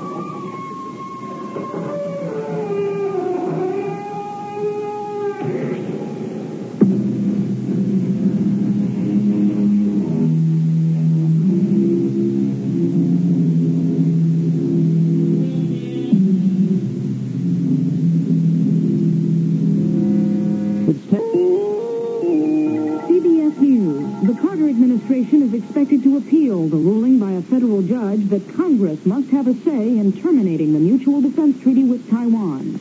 I'm Deborah Potter reporting on the CBS Radio Network. A spokesman for the Justice Department says that President Carter's action to suspend the Taiwan agreement was perfectly legal. Mark Sheehan says the only requirement for cancellation was 1 year's notice by either side. And the president gave that notice last December when he announced the establishment of diplomatic relations with Peking. But U.S. District Judge Oliver Gash says the action requires a two-thirds vote of approval by the Senate. He ruled on a suit filed by 24 members of Congress, one of them Republican Senator Barry Goldwater of Arizona. I'm elated at the court's ruling. It's the first time in this nation's 200 years of constitutional history that a federal judge has ruled directly on the power of treaty termination, and it means that no American, not even the president, can break the law of the land. The State Department says the ruling should not have any immediate effect on U.S. relations with Peking. So far, there's no official reaction from China or Taiwan, but sources within the Taiwan government expressed pleasure with the ruling. More news after this. If you work or want to work in any of the places I'm about to mention, I have news for you about exciting career opportunities in Denver, Raleigh, Houston, New York City. I'm Ray McBrother, president of Durotest. We're America's largest manufacturers of specialized lighting for business and industry. Our sales have doubled in 10 years, and we need men and women in Contra Costa, California, Muncie, and New Orleans. Durotest will train you to be a lighting specialist and consultant. We offer high commissions, weekly bonuses, excellent benefits, and we're looking for steady, sincere people in Miami, Hartford, Cedar Rapids. Durotest is a pioneer in energy consumption. Here's to Amy and her journey ahead. There's no stopping her, literally. Not even a flat tire, I hear you ask? Well, Amy checked the tires, the oil, and collected a bunch of nectar points when she filled up at Esso midweek and slept tight last night. Amy always finds it pays to plan ahead. Can you hear the kids? Of course you can't, because Amy packed their favorite books and has a game of I Spy up her sleeve. Amy, you're a star. Esso, a planned journey is a smoother journey. See esso.co.uk for details. Did you know you can still roam freely in the EU with O2? Up to 25 gig. Wait, so I can share my clogs? Share my clogs. Or your fancy summer frock. Share a strudel, or a doodle, or a berry-wearing dog. Selfie, selfie, selfie, selfie, ooh, not that one. Selfie, and share your snogs, share your sprogs, share my clogs. Roam freely with O2 and share it all this summer. 25 GB limit reliance at 25 GB or more. See o2.co.uk/terms and share my clogs. From the Mutual Studios in Washington, I'm Fulton Lewis, and that's the top of the news as it looks from here.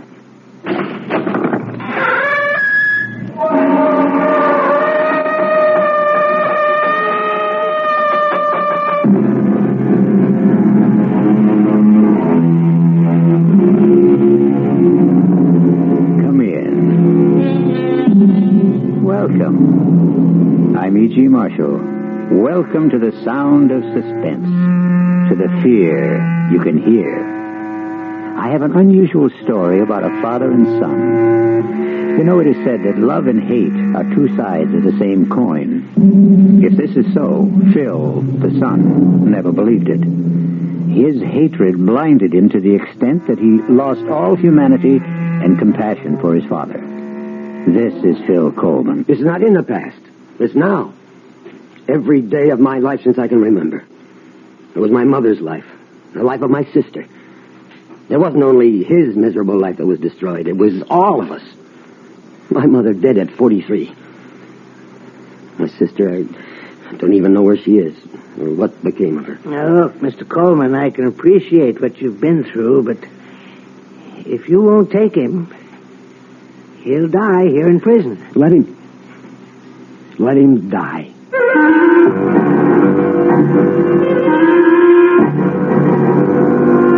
Our mystery drama, Accounts Receivable, was especially written for the Radio Mystery Theater by Sidney Sloan and stars William Prince. It is sponsored in part by Anheuser-Busch Incorporated, brewers of Budweiser, and by the Kellogg Company, makers of Kellogg's Special K cereal. I'll be back shortly with Act One.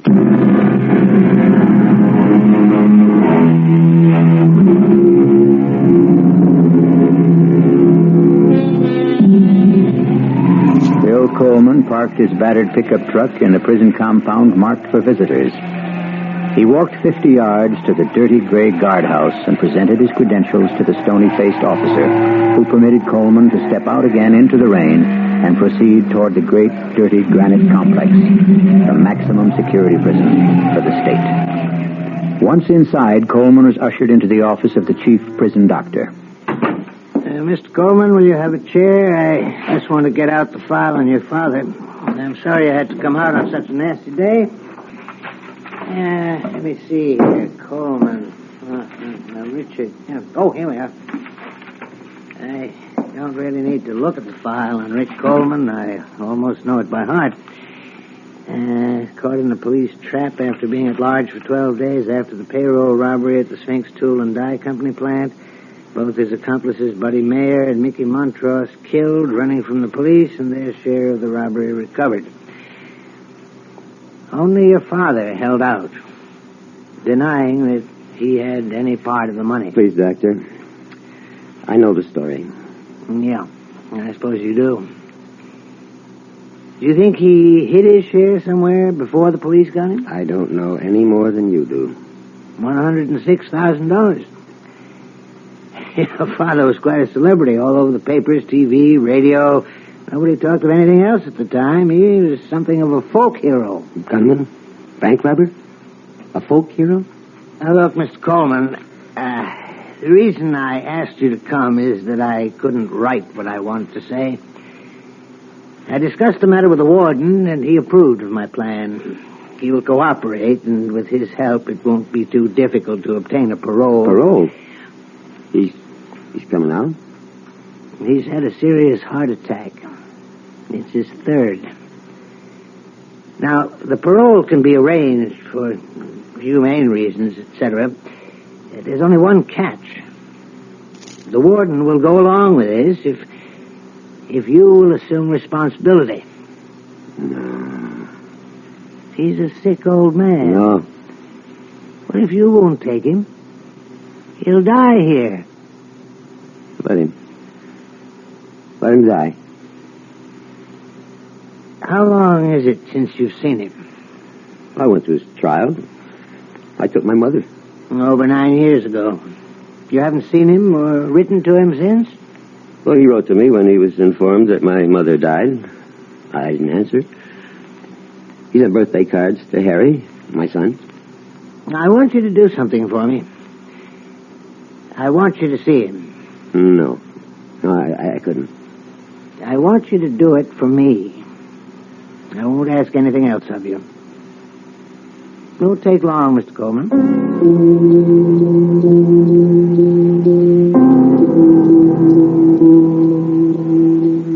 Rick? Think you can wake up a bit and talk? Yeah? Oh, it's you, Doc. What do you want? I brought someone to see you, Rick. Hello? Rick? Who is it? It's your son, Rick. He's come to see you. So? You? Yeah, Rick. How are you feeling? I feel fine. I've been a little under the weather. How's the kid? Oh, Harry's fine. He's going to school. Fine. Nina, how's she? I only saw her that one time at the trial. Oh, she's okay. She's getting on. If so, I wonder if, when you get back, would you send me a picture of Harry? Oh, yeah. I guess so. I'd appreciate that. Well, sure. Sure, I'll send you pictures. Well, only, Phil, if you don't mind, I'd like to have my grandson send it.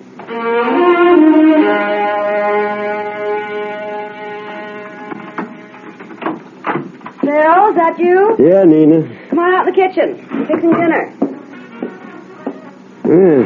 Smells good. One of your favorites. I thought I'd make you feel better with a good meal in you after a day of driving in the rain. Is it still raining? Oh, it stopped about an hour ago. Just about when I got to Glens Falls. That's good. We had enough rain. Yeah. Harry home?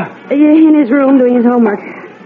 But was that radio going? He says he concentrates better. Ames call? Yeah, twice. About 30 minutes ago. He seemed angry. That's too damn bad. I wish you and him got along. It'd make it so much easier. But he never does his share of the work at the station. If he has to go out and pump a tank of gas, you'd think the world was coming to an end. He hardly gets his hands dirty. Well, now, you knew he didn't know anything about the gas station business, Phil. Okay, I needed his money, but I can't carry him on my back. I gotta buy him out. Well, ain't you gonna ask me? I know you'll get around to it in your own time. I saw him. Talked to him. And how is he? Hardly recognize him. Gotten so old. I don't think he knew me at first. He's been sick. Heart. Doc said it was his third, a bad one. That why they wanted you to come see him? Partly. They had something else up their sleeve. They're going to let him out. Out? Well, I thought he was in for life. That's right. 4-time loser, they call it. According to the state laws, that's life. But because of his health, the doc called it humane reasons or something. They'll parole him. And they have to get your approval, huh? That why they made you come? Something like that. They want me to be responsible for him. What? Want me to take him in, take care of him. Well, maybe he wouldn't want that, Phil. He's got nothing to say about it. It's either that or die in prison. Oh, Phil. I told him. No, I wouldn't have him. Now, Phil, you know you're going to take him in. No, I'll never have him in my house. Let that jailbird die where he belongs. Let him die in prison.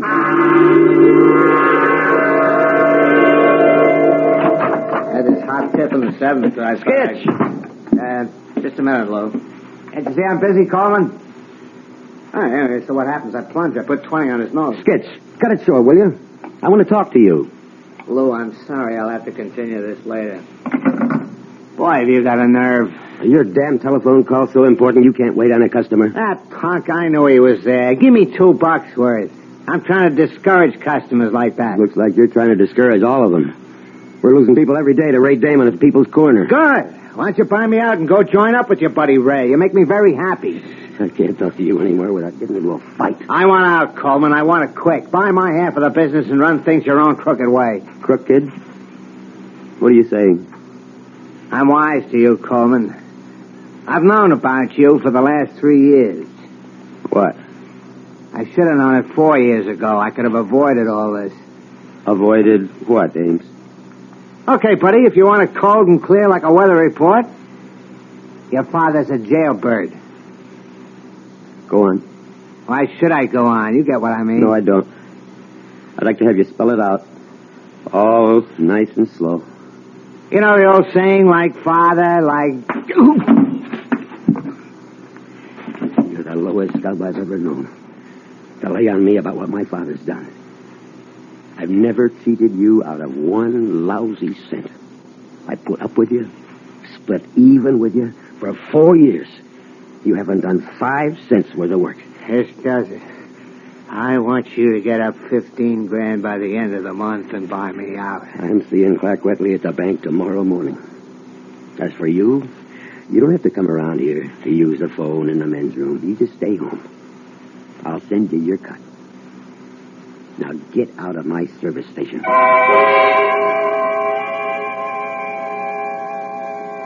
Hello, Mr. Wetley. I want you to excuse me for calling you at home after business hours. Well, you see, I can't make it down to the bank during the day. I've been trying for over a week. I'm kind of short-handed. Who, Ames? Oh, well, that's why I'm calling you. I want to buy him out. You see, it's a good business for one owner, but when you divide it in two, what I'm trying to say is I'm going to need a big loan from the bank. 15. Yeah, that's what he wants for his share. Well, he won't take less than that. Yeah, I know it's tough trying to do this over the phone. Maybe tomorrow morning. Oh, thanks. I appreciate that. Well, how'd he sound? Oh, I don't know. Well, that's a lot I'm asking for. Phil, suppose you can't get the money. What can Ames do? Well, he called me on the phone at the station today. He says he's talking to his lawyer. And if I can't make it, he says he can force a sale of the property and a division of the proceeds. You know what that would amount to after we paid off the $5,000 loan to the bank and legal fees? Maybe 5,000-6,000 each? 5,000. Out of work. How long would it last? Nina, I'm desperate. I never felt so boxed in my life. I got only 10 more days till the end of the month. Oh, darling, don't worry. We'll manage. I'll get that. Yes. Yes, this is the Coleman residence. Who's... Well, yes, he's home, but I don't know... Who is it, Nina? Pardon me a minute. Phil, it's that doctor. The doctor from the prison? What do I need this for? At this time. I know what he wants, and he knows how I feel. Tell him to... No, give me that phone. Look, Doctor, why can't you leave me alone? You know, I don't want him now or ever. That's final. Goodbye. I can remember wanting a father so much it had hurt. I'd cry at night in my bed and quiet so my mother wouldn't hear. And I'd pray. Please, God, let me have him around for a week, a whole day, an hour. That's when I really believed in a God. I swore that if I ever had a kid, I'd love him, take care of him. Clean and honest like his father. I've never taken a cent that didn't belong to me, Nina. I know that, dear, and I love you for it. You're a good man. That wasn't the first time the doctor has called, was it? No, he's called at least 5 times in the last few days. Call him. Tell him that the old man can come. Oh, Phil. I don't know how we're going to manage. And so Phil Coleman yields to the pressure around him to accept his father into his home. The barrier of hate he has built up, however, will not dissolve. We'll return shortly with Act 2.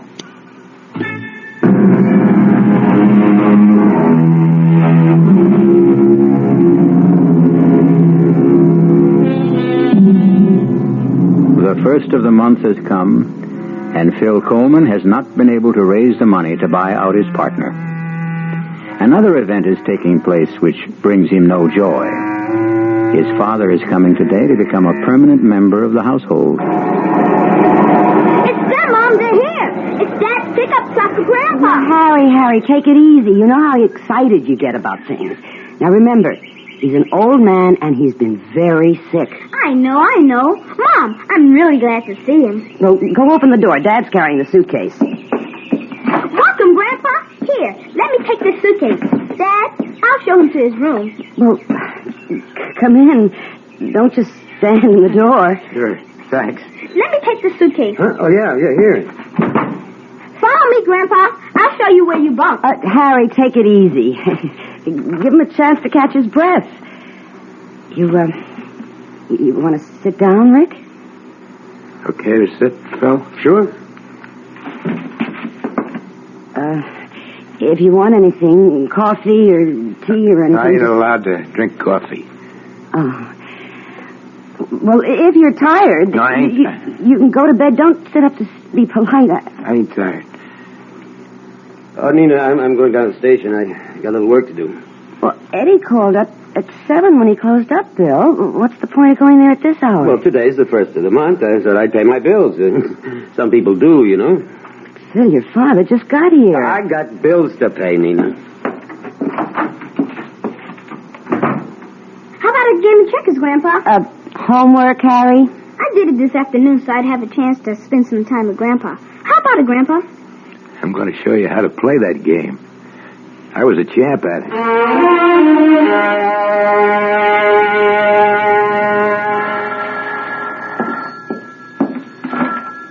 Coleman Service Station.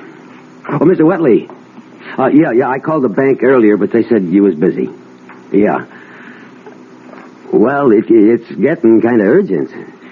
You see, I told Ames I'd be able to settle matters with him around the first of the month. It's the 11th already. He calls me every day. Mr. Wetley, I'm desperate. I gotta get that loan. What? Well, when can you let me know? Well, couldn't you make it sooner? Okay, Mr. Wetley. I know you're doing your best for me.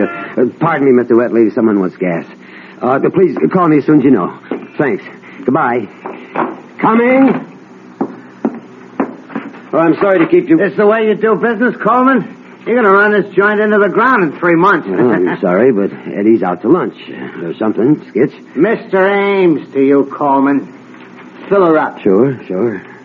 Reason I dropped by, Coleman, my lawyer's drawing up papers to dissolve our partnership and... Well, I was just talking to the bank when you drove in. Good. When are you getting the cash? Soon. What does that mean? Either you're going to get it or you ain't.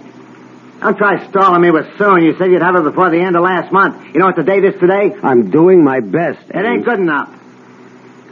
Give me a little time. Now, you'll get your 15 grand. I'll give you another week. Thanks, Ames. You know why I think you're going to be able to come up with the money? Your old man is living with you now. What the hell are you driving at?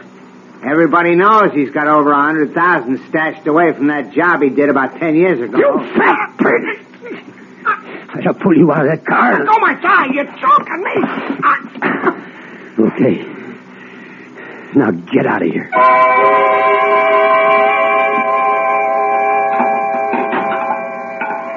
Coach says I'm an athlete for basketball, Dad. All I need is practice. Yeah, good. Nina, you know I got to get back and relieve Eddie for dinner if the meal ain't ready. It's all ready, Phil. It's all ready. Rick, food's on the table. Thought I'd join you for grub. I don't want to cause no trouble. Sit down, Grandpa. There was a man here to see you today, Rick. See me? Mm-hmm. Can't imagine who'd be coming around to see me. Maybe some old cellmate. Phil. Guess maybe Phil's right. One of my old buddies.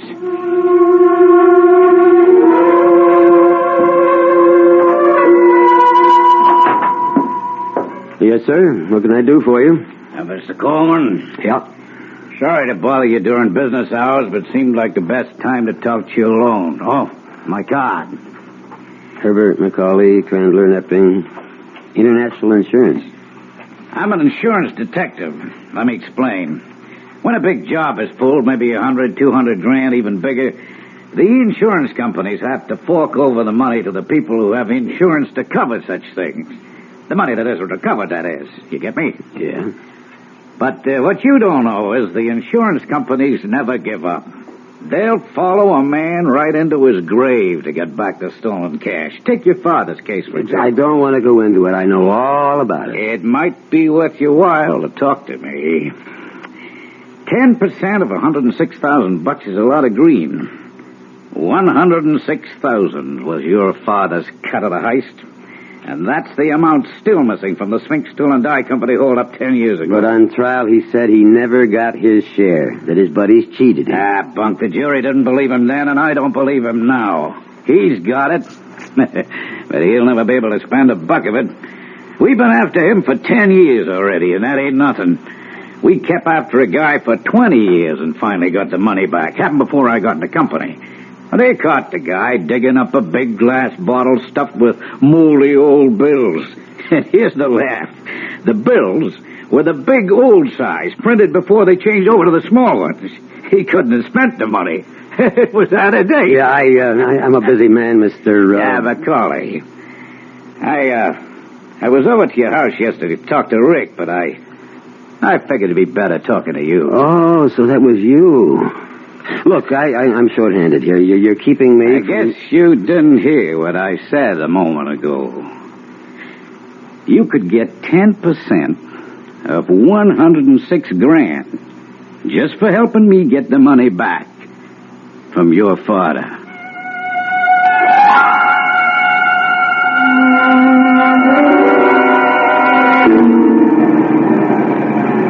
Okay, now, what's the big mystery? Where's Harry?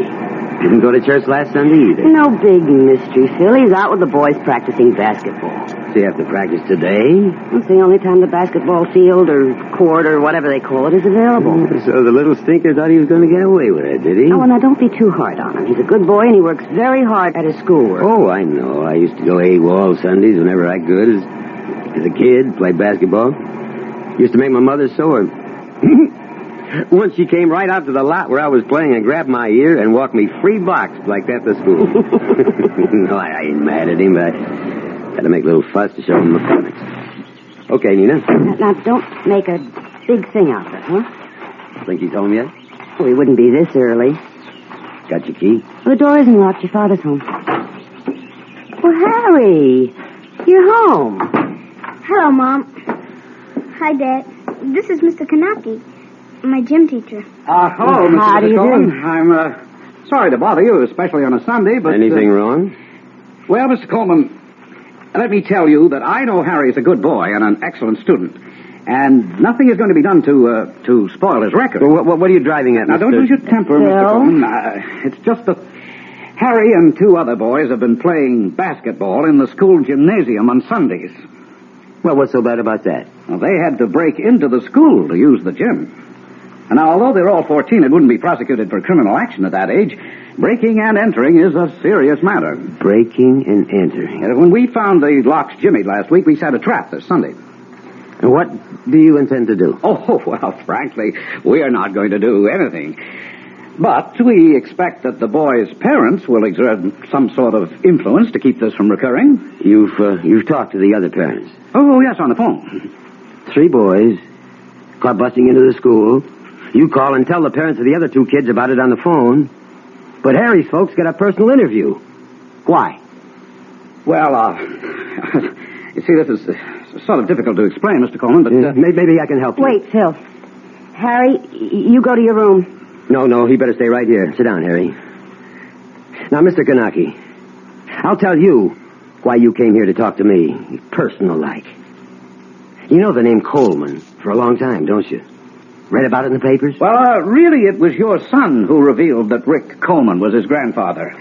He turned in a theme last week to his English teacher, Mrs. Margolis, which rather shocked her. He used bad words? Oh, no, that wasn't it. He seemed proud of the accomplishments of his grandfather, extolled his talent, so to speak. Now, aren't you making a lot more out of this than is really there? Well, I told Mr. Gilchrist I didn't want to come here, but he insisted. It seems that he wanted to know about your father, Mr. Coleman. We understand that he's living with you. You think he's been a bad influence? Oh, I'm trying not to make any judgments, Mr. Coleman, but I expect you will. And now I think I've said enough. Please excuse me for spoiling your day. Goodbye. Keep your nose clean there, Harry. Bye, Mr. Kanaki. Go to your room, Harry.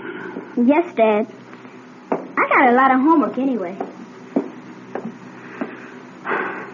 Well, what are you going to do, Phil? I don't know. But I'm going to start out with him.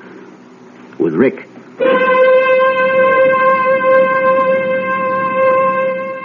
In Phil's mind, his father's influence was spreading like some evil disease.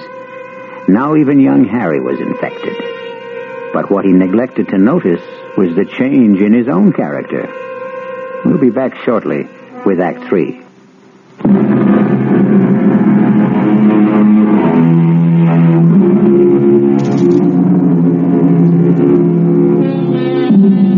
Despite Phil's resolve to speak to his father immediately, so many other matters converged on him that it was several days before he had time to get Rick alone for the soul-searching talk that he envisioned. Strangely enough, the conversation, when he finally got around to it, took an entirely different course.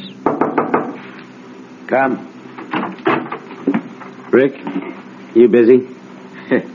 Doing what? I've been expecting you for the last couple of days. Harry said you wanted to talk to me. Yeah, but I've been busy. I've got lots of troubles. I'm only one, huh? Well, you want I should pack up and... What are you talking about? Only place I gotta go is back to Stir. Now that the kid gets wrapped with a charge of breaking and entering. Figure this is it. time for me to pack Well, up. why did you give him all the stuff on you? The story he wrote for his teacher about your life. He told me he was going to write it. He asked me for help. I told him don't do it. It'll get you in trouble. So he goes down to the library. And they let him see the old newspapers and microfilms. Oh, so that's how he got it. Ask him. No, I believe you. First time in your life, I felt. What? That you believe me. Yeah, maybe. Rick, you know Macaulay, insurance detective? Him. That old troublemaker. First couple of years I was in stir. He was practically my only visitor. Yeah, well, he came to see me with something on his mind. Don't tell me, I know. That old story, huh? That dough was supposed to be my cut. They want it. They're willing to pay me to help them get it. He offered you 10%, right? That's right. What'd you tell him? Listen, I got to explain something to you. You told him you'd go along. You'd get the money, didn't you? Look, Rick. You'll never be able to spend it. I'm desperate for cash. I need $15,000 to pay off my partner, to get him out of the business. I know. Harry gave me all the details. And if he forces a sale to dissolve the partnership, I'm done for. We both won't get what the place is worth. And I'll be out of work. What can I do? Look, the bank is holding back on lending me 15. But I could get 5. Give me the money, Rick. Oh, boy. That's a laugh. You've never done anything for me in my whole life. Now's your chance to pay me back for the kind of childhood and life I've had because of you. Hold on. I'd like to help you if I could, but I can't. Why not? Because you want to hog the whole $106,000 for yourself? You think that? Yeah, Macaulay does too. I haven't got the money. You know where it is? No. I said at the trial I didn't get my cut. They cheated me. Yeah, they said you were lying then. I told the truth. You're lying now. Okay. Suppose I'm lying. I'm not giving up that money because there ain't no money.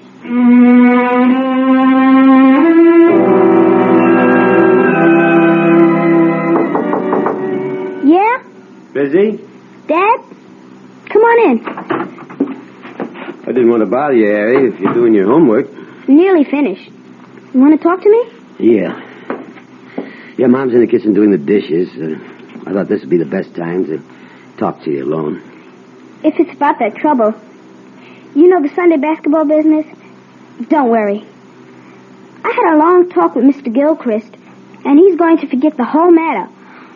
Also, in spite of the fact that Mrs. Margolis didn't like the subject matter of the theme, she gave me an A- for effort and research. Yeah? Yeah, that's good. I won't make stupid mistakes like that again, Dad. You can bet on it. Yeah. Look, what about Rick? What do you mean? Well, where does he go when he goes out? He hardly ever goes out. He sits around in his room most of the time. I asked him about it. You know something? He's been locked up for so long in a jail cell that he isn't used to having any freedom. He told me he doesn't feel safe outside. How do you like that? But when he does go out, where does he go? Once a month. He has to report to his parole officer. The office is over on Dean Street. I walked over there with him once. He wanted my company. Well, any other time? I mean, does he go out maybe when you're in school or nobody's home? He would slip out, kind of secret-like? Why would he do that, Dad? Well, I'm just asking. You know, I'm responsible for him. I know, but you don't have to worry about Grandpa. He told me he doesn't want any more trouble in his life. He's a sick old man. Yeah. You're right. One thing, it's bothered him when he sort of let it slip out one time when we were talking. It bothered me, too. What was that? About the money? What money? Oh, you mean the money they think is hidden? He doesn't have the money. He never had it. Yeah, that's what he told me. You don't believe him? Well, let's forget I ever brought it up, huh? If Rick convinced you, that's all that counts. That's what I was trying to tell you. That bothers him. You and Mom, you both call him Rick. Yeah? He's your father. Couldn't you... What do you want me to call him? Daddy? No, not that way. But just once, be nice to him. Make Make him feel like he belongs. Rick never done anything in his life for me.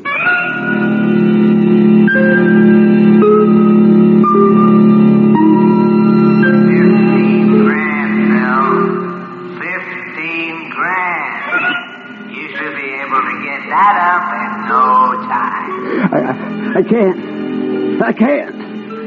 The bank says I gotta get more collateral. Everyone knows he's got over 100,000 stashed away. I wouldn't touch that. I wouldn't touch. 10% of 106,000. I'll keep my mouth shut. 10%. That's fair. I wouldn't touch that dirty money. Take the money. All of it, Bill. It belongs to you. I stole it for you. 106,000. Rick earned the money. Phil, wake 10 up. years. No, 10 years. Phil, darling, you're having a bad dream. It's my money. Phil. It belongs to me. Darling, please, wake up. No, it's my money, all of it. Phil, open your eyes. You were having a bad dream. I could hardly wake you. Oh. Are you all right? Oh, yeah, I'm all right. Do you want a glass of water or something? No, I'm okay now. You were dreaming about that money, weren't you? You kept saying something about 106,000. And then you said, it's mine, it belongs to me. Oh, that's just a dream. Forget it. I'm getting up. Phil, it's 1 o'clock in the morning. You've only been asleep 2 hours. I'm getting up. Mind if I switch on the light? No. I'm going out, Nina. Out? At this hour? When will you be back? Later. I don't know. I don't want you to say anything to Harry about this. Or to anyone. Understand? No. But I won't say anything if you don't want me to. Well, I'd like to explain, but there's no time.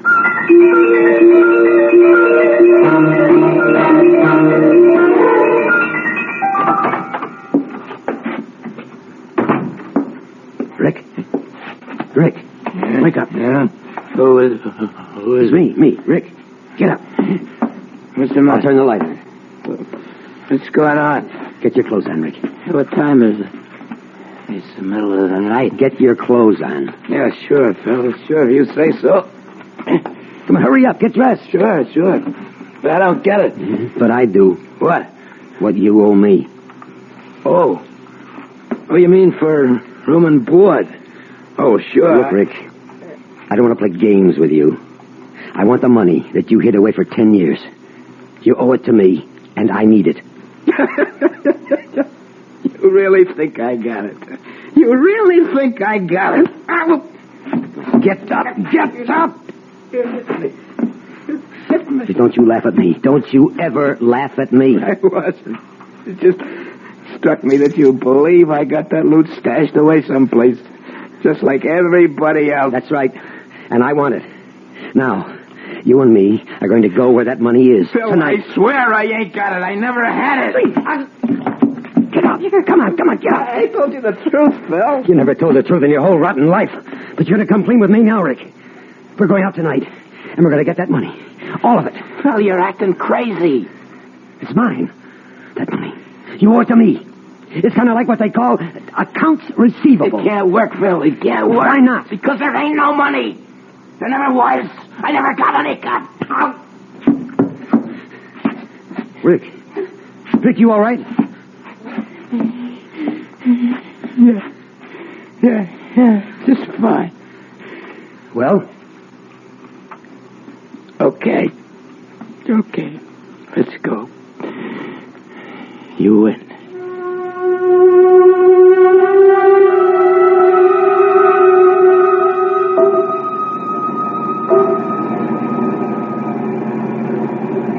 How much farther? We've been out nearly an hour. Keep going. It's near Plainfield. I'll tell you when.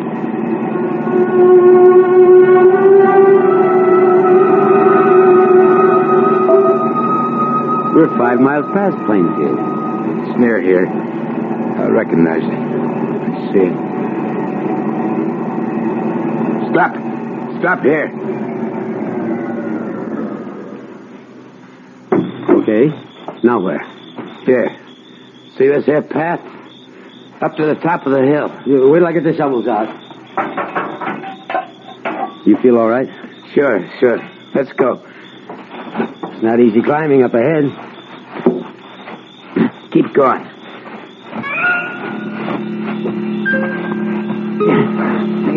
Keep going.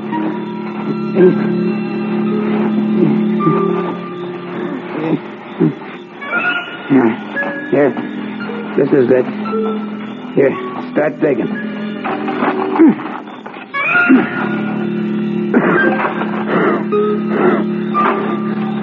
You sure this is the right place? Rick, you hear me? You all right? I was asking you if you could have been mistaken about the spot. The spot where you hid the money. No mistake. No. Down over 3 feet now. Deeper. Okay. I'm getting pushed. Give me a shovel. I'll help. No. I'm okay. Give me a shovel. Give me. Sure. I don't know why you want to. You're too weak to do much. Here. Want to know why I want to dig? Why? So, sorry for what I done to you. Why you want to dig? Didn't give you nothing in your whole life. I'm really sorry for it. I was rotten to you. You know why I want to dig? No, why? Because I'm digging my own grave. Hey, Rick! Rick, what is it? Put me down. Put me down.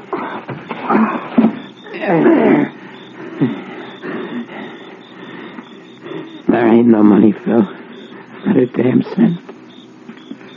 No dough. I was telling the truth once in my life, and nobody believed me. Okay. I believe you. No, take it easy. You're going to be okay. No, never. Why'd you want to go through with this whole digging business if you knew it wasn't there? I wanted to show you what wanting money can do even to an honest Joe like you. Now maybe you can understand the kind of mug your father was. Rick, listen. Everything's going to be all right between us from now on. Sure. Only one thing. Yeah? Call me something besides Rick. Yeah, I've been wanting to. I've been wanting to. That easy for me to say it. Pa? Get well. Don't die, Pa. Thanks, Phil. Thanks, son. Pa! Phil Coleman searched for a father all his life and lost him at the moment of finding him. I'll be back shortly.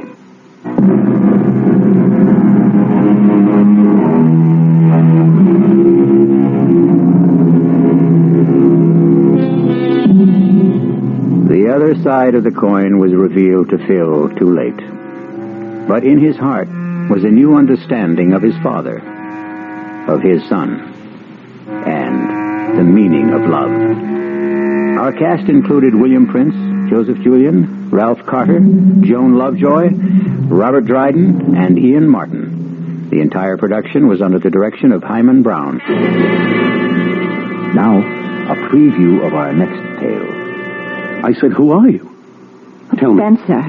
What are you doing here? Now, look, darling, if this is... Oh, no. Oh, what am I doing here? If this is a joke, it's not in the best of taste. Well, I'm afraid I don't know where I am. Or who you are. Where are you going? Home. This is your home, Spencer. Please, don't be alarmed, please. I hope I haven't frightened you. I'll leave this minute.